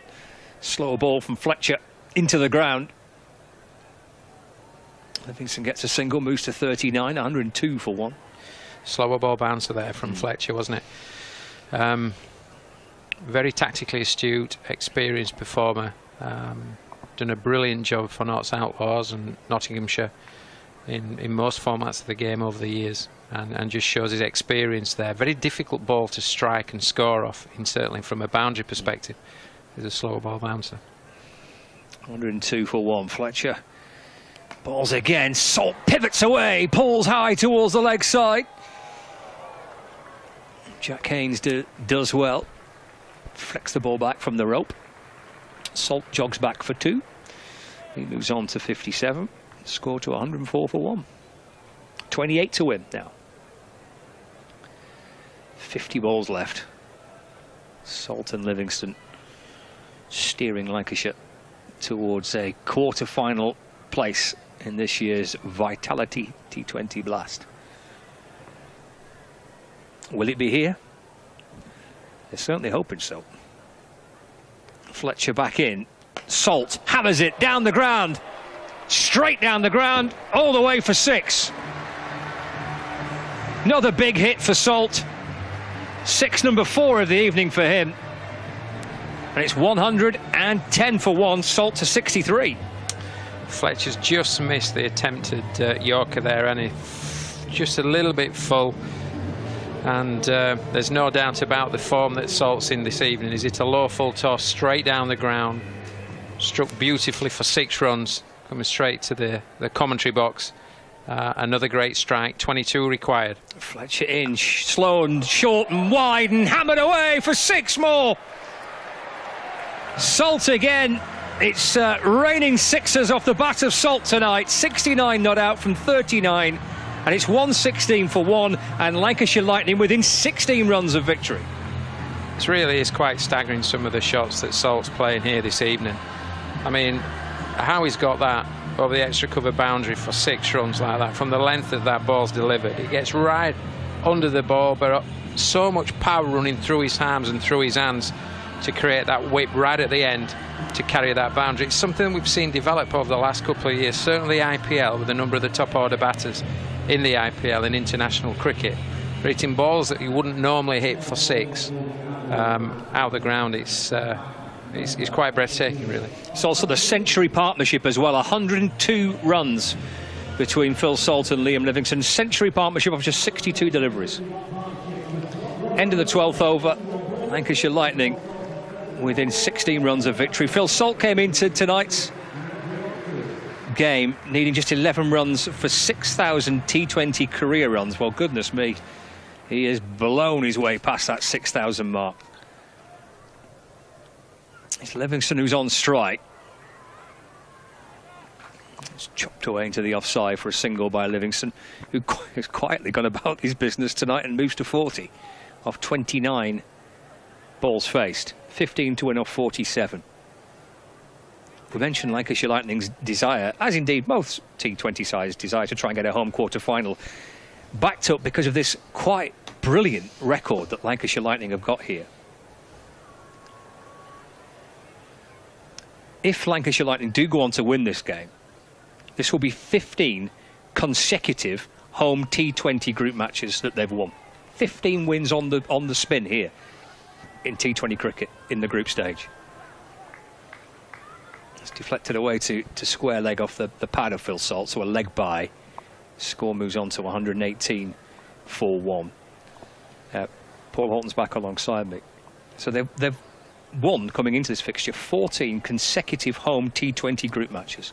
It is some record. Yeah, it is, and it's phenomenal. It's probably not spoken about enough, I must admit. In other sporting, think about other sports and other home sides, all different competitions, etc. No one goes on a run like this, and no home surface for such a length of time. It's incredible. And it was in jeopardy against Worcester, but it was certainly not in jeopardy tonight. And in total, in group matches, this would be game number 26 unbeaten here. It's worked away down towards the wide third boundary. And that's going to be 4 more. It's down to 10 to win. 10 runs away from a quarter-final berth. Livingston to 44. He's 6 away from a 50. 122 for 1. There's not a lot Notts can do about this. This has been an onslaught by 2 international cricketers who've come back into their sides after World Cups, both having a break, and they're playing a different power game against a side that is second bottom in the competition. There's only won 2. It's really struggling for form and thought processes and luck, all of them things. He needs 6 for a 50. Taps the ball away into the offside and gets a single instead, and moves within 5 of reaching a half century. Liam Livingston 1, 2, 3 for 1. 9 to win from 44 deliveries. And I'm disappointed that my I said 15 overs, didn't I, which you giggled at. And they've done it inside. I don't think I giggled. Did you not giggle? What did you say? I think I said that would be a pretty impressive night. And I'm sorry, I'm going to miss out on it. They're going to do it in 14. This would be win number 150 in T20 cricket, the first team to reach 150 T20 victories since the competition was launched as well. They've only won it once. It's worked off the hit by Phil Salt down towards short fine leg where Fletcher fields. Through they go for a single. 8 to win now. 124 for 1.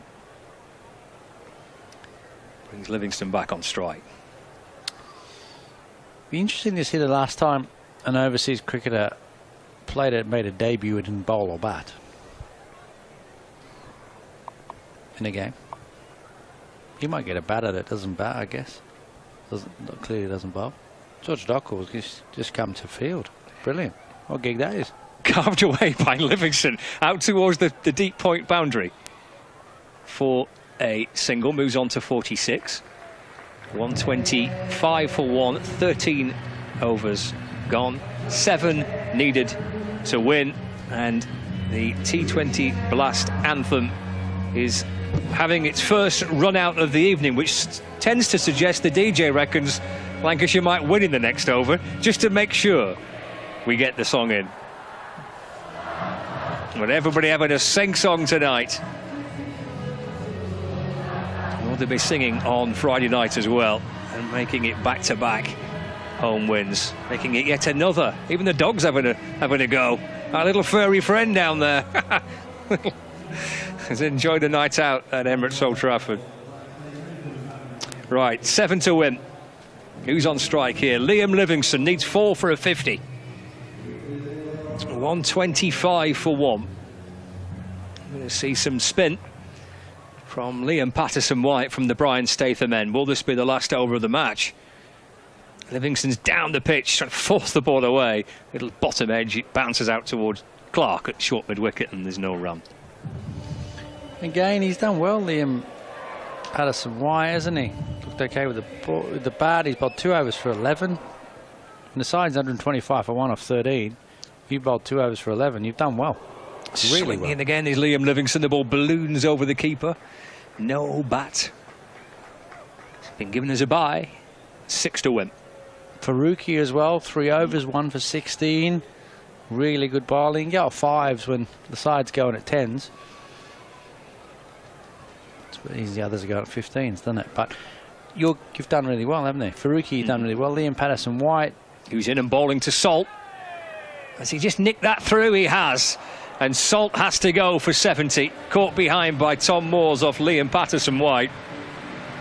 And that brings together what has been a match-winning partnership between Lancashire's 2 England internationals, Phil Salt and Liam Livingston. Salt departs, caught behind.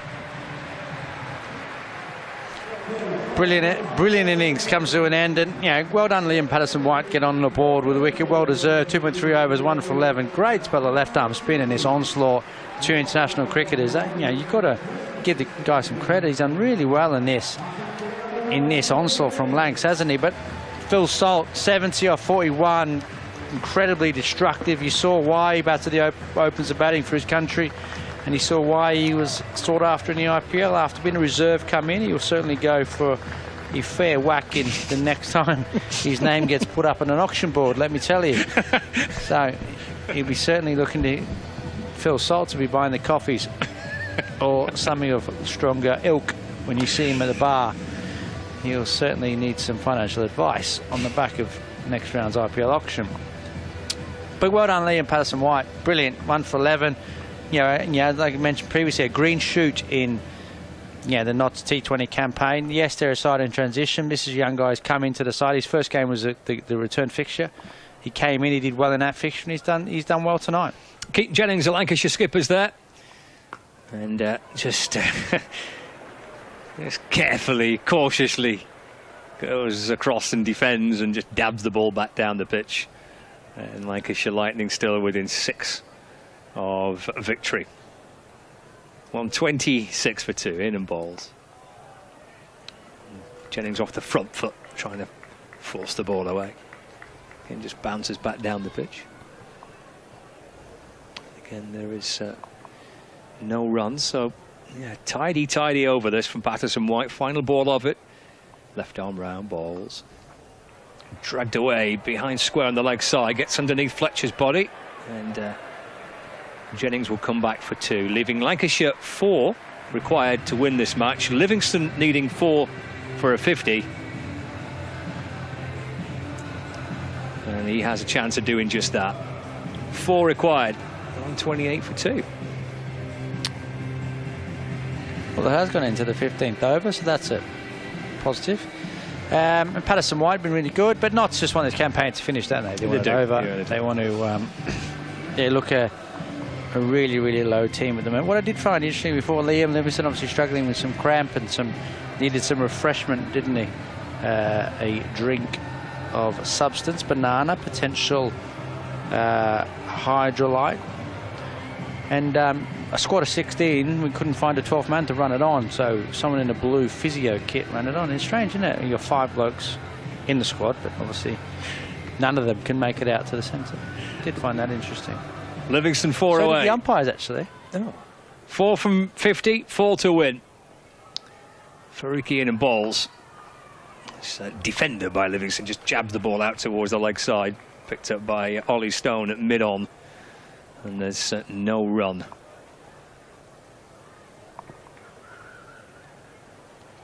Do we know of Phil Salt's availability for the quarterfinals? Well, it's right in the middle of these one-day internationals, I think, isn't it? That's a no, then. That's pretty emphatic no.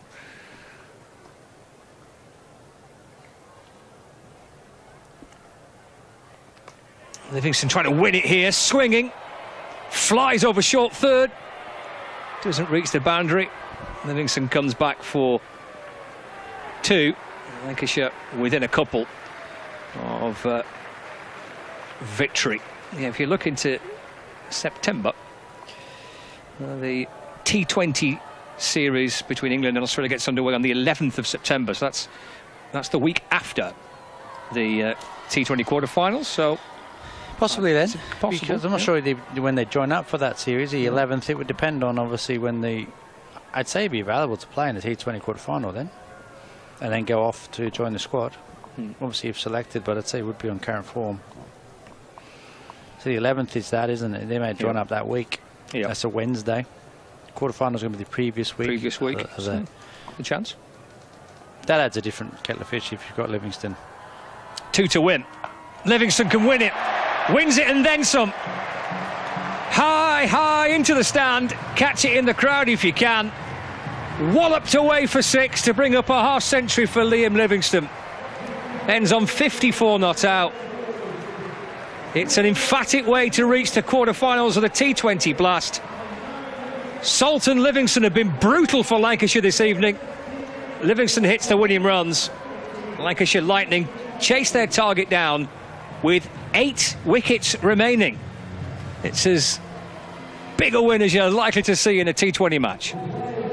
It's a huge win, and at times it was really crucifying.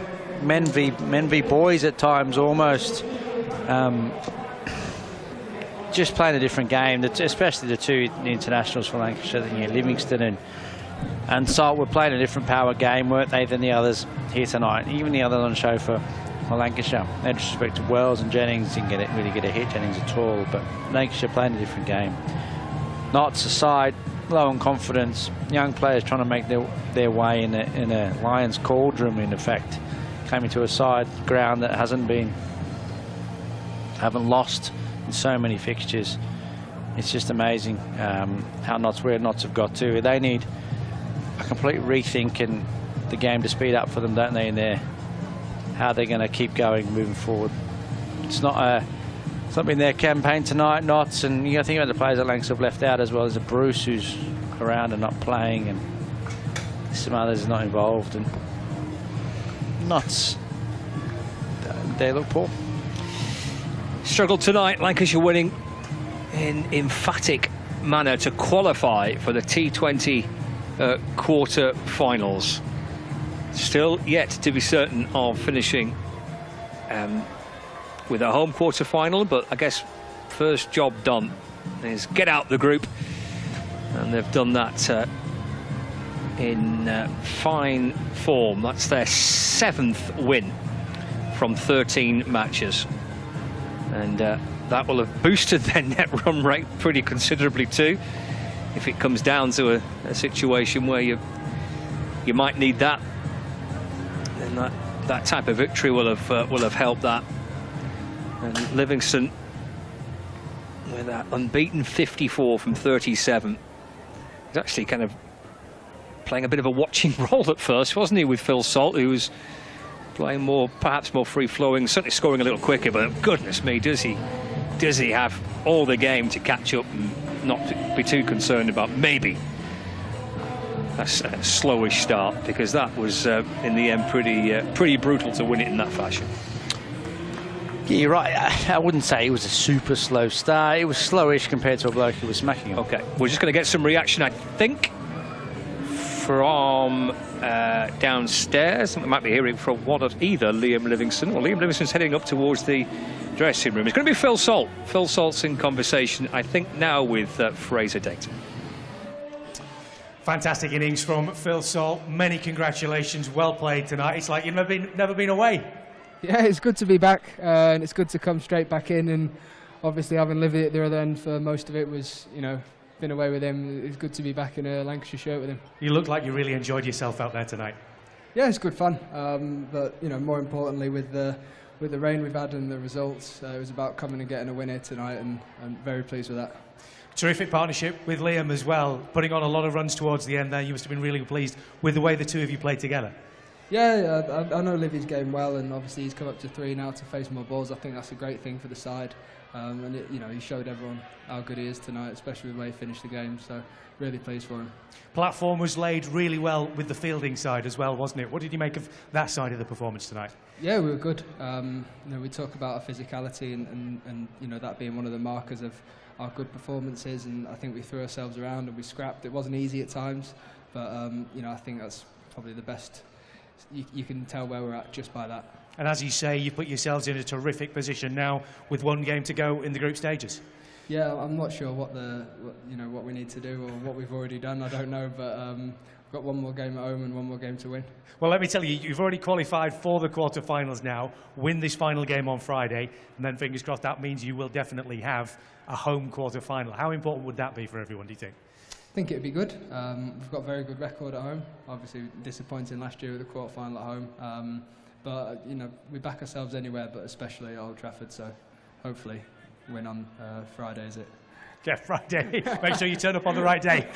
You've had a terrific IPL. You've had a terrific time out with England in the World Cup as well. How much would it suit you to get a bit of domestic success with Lancashire now before the end of the season?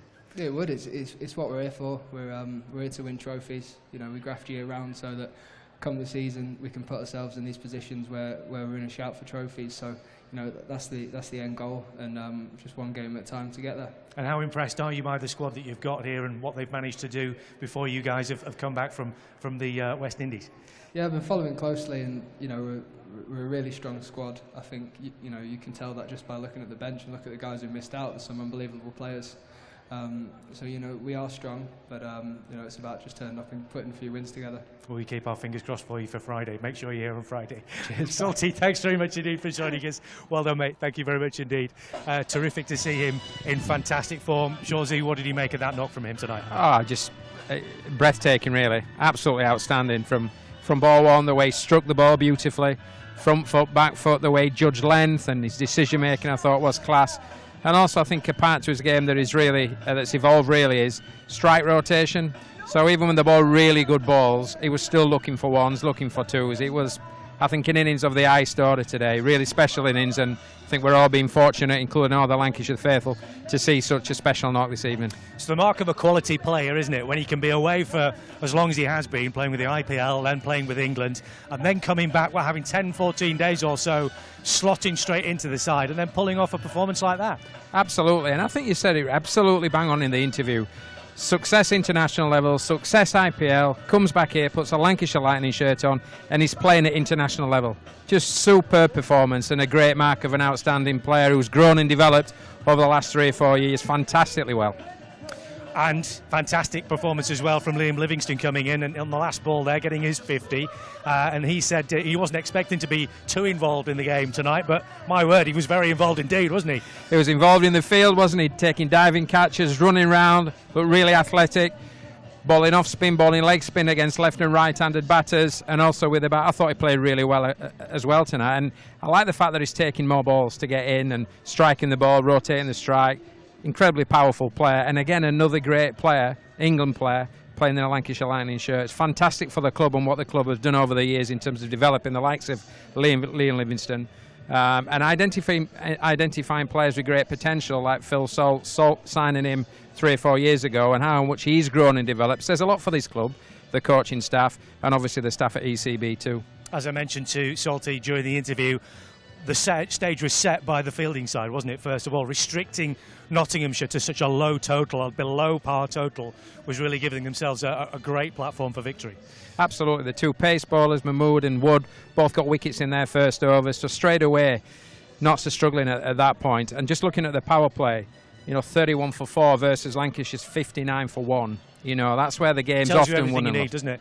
It does, but the way the bowling unit performed, the pace bowlers, their accuracy, the pace, but also the spin bowlers, I thought bowled really well. And Liam Livingston, really leading the fielding unit fantastically well. So I think a top draw all-round performance from Lancashire Lightning tonight. Special mention as well for Luke Wood getting 3 wickets tonight after a bit of a bare patch for him. And we saw lots of love coming from the players as he was cuddled, if you like, on his way off the pitch by Saqib Mahmood and 1 or 2 of the others. So great to see him back among the wickets again. Absolutely. He's a quality performer, bowls great pace, but his lines and his lengths were really, really good tonight. He didn't give anything for the Notts Outlaws batters to get anything away and release any pressure. So great to see him take 3 for 20 odd and get much deserved for the performances put in today. So a quarter-final spot booked. It all now comes down to Friday. How much are you looking forward to this one? I can't wait. I think there'll be a few in it. It's been a good crowd tonight. I think there'll be even bigger crowd on Friday evening. I think there'll be a party atmosphere, and I think it's all set for a great game of cricket with some of the best players in the country playing this form of cricket. It's going to be the place to be. Should be an absolute cracker. Thanks very much indeed for joining us. If you fancy coming down and joining us on Friday, then get yourself onto the Lancashire Cricket website. There will be some tickets available, although I doubt there'll be very many left. It should be a brilliant atmosphere, and of course, if you can't get down here to watch the game, then make sure that you join us on Lancs TV for full coverage of the game. A quarter-final home spot is at stake on Friday night, so make sure that you set your alarm clocks, make sure that you come and join us, or if you can't join us here in Emirates Old Trafford, then get on the Lancs TV stream and watch us. Myself and Paul Shaw will be here for that one as well. We can't wait. It all comes down to this last game. From myself, from Paul, from everybody here at the production team, thanks very much for joining us. We'll see you again soon.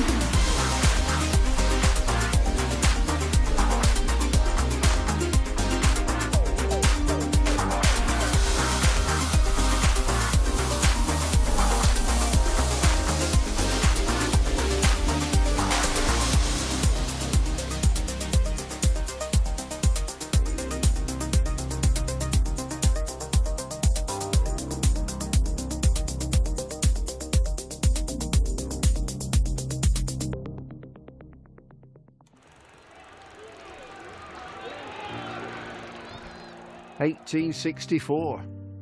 We were first class then, and we're first class now.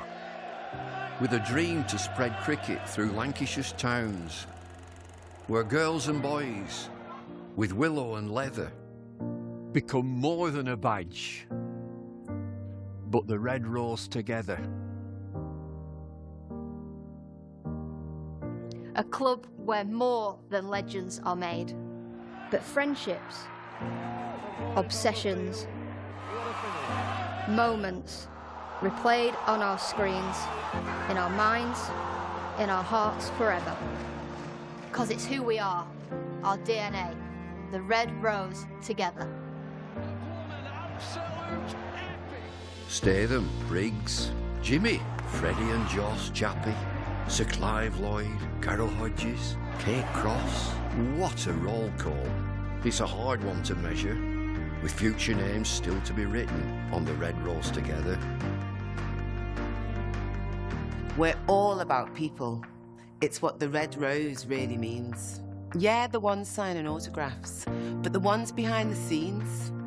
Our community, grassroots, the ones that feel tethered. Whether you're from here or belong here, we're the red rose together. And what about this place?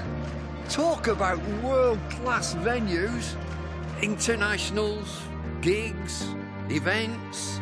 You can choose from a menu of triumph, of disaster, of pain, or pleasure.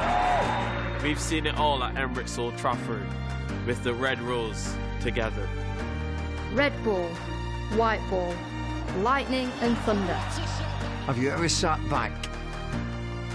Have you ever just wondered how far we've come? The storms we've weathered, or how far we'll go as the red rose together.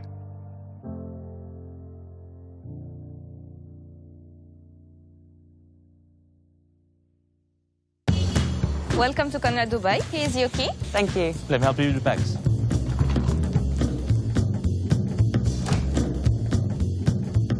Nice room. How's that?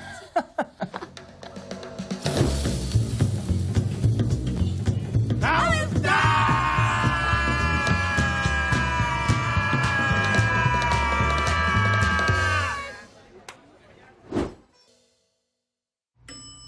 How's that?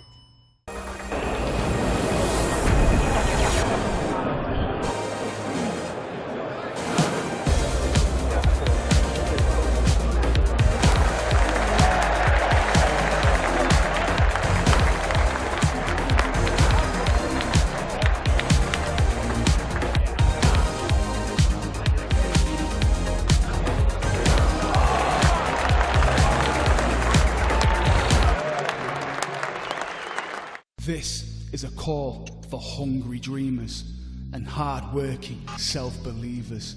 Success is down to more than just luck and talent. It's striving to be the best, breaking the boundaries and never giving up. Are you ready to become your best self? Are you ready to unlock your greatness?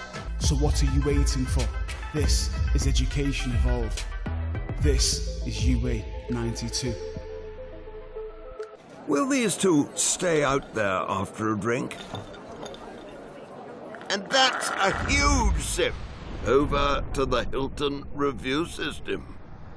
3 reds, no doubt at all. And up goes the finger. When it has to be absolutely plum, it matters where you stay.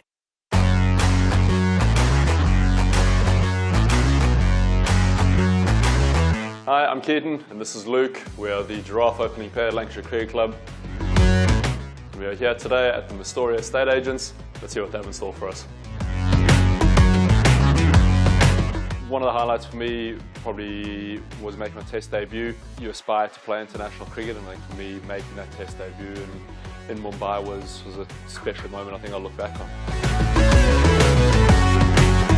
Property is potentially an option that, well, I've already started to go down. I'd like to explore more options in the future for sure. I've seen how positive an investment strategy that can be. I could, I'd get a little clay pigeon shot up in the garden. I'm not entirely sure the neighbours would be all too happy with it, but yeah, a little clay pigeon trap. The idea of dealing with the day-to-day stress of everything that comes with being a landlord isn't something that I would necessarily want to be a part of, to be honest. So using an experienced agent like my story would definitely be something I'd be interested in. I think it's not devilishly good looks, to be entirely honest. I'm not sure where the reference comes from. I think it's fairly self-explanatory. I think just making sure the advice you're getting is aligned with the goals. It's a big investment, it's a large chunk of your savings, so to make sure it's taken care of and taken care of in a really sort of professional manner.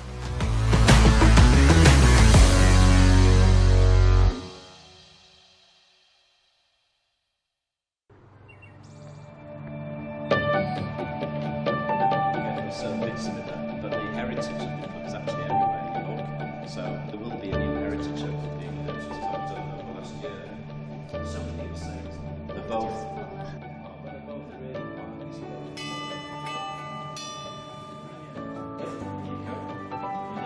Hi Noah. Nice to meet you.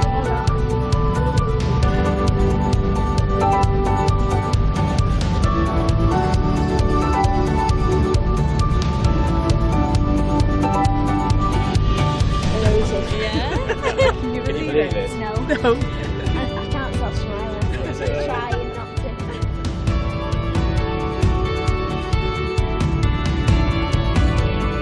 Yeah, that's it.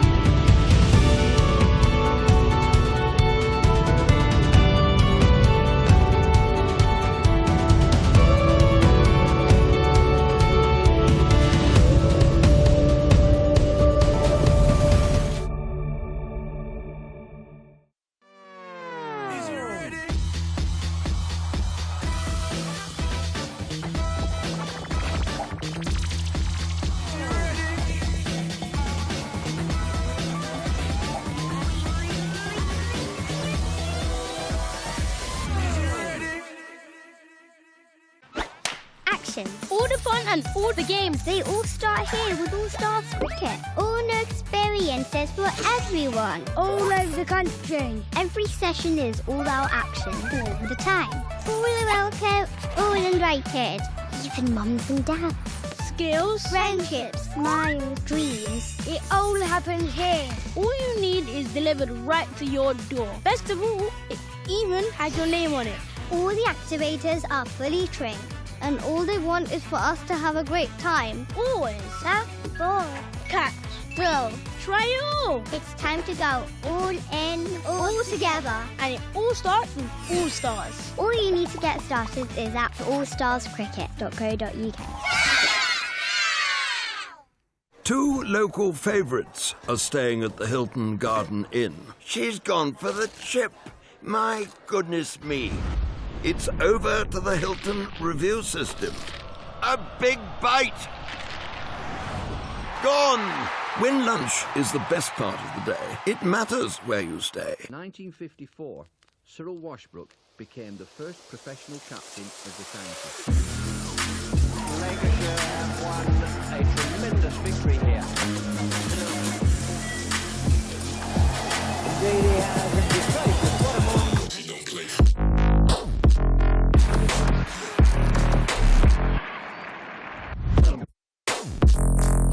Well, the real thrust of that innings came from Hagan's Fair Brother.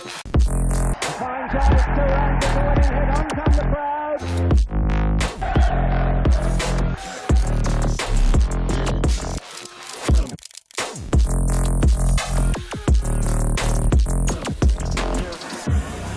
A really wonderful game of cricket.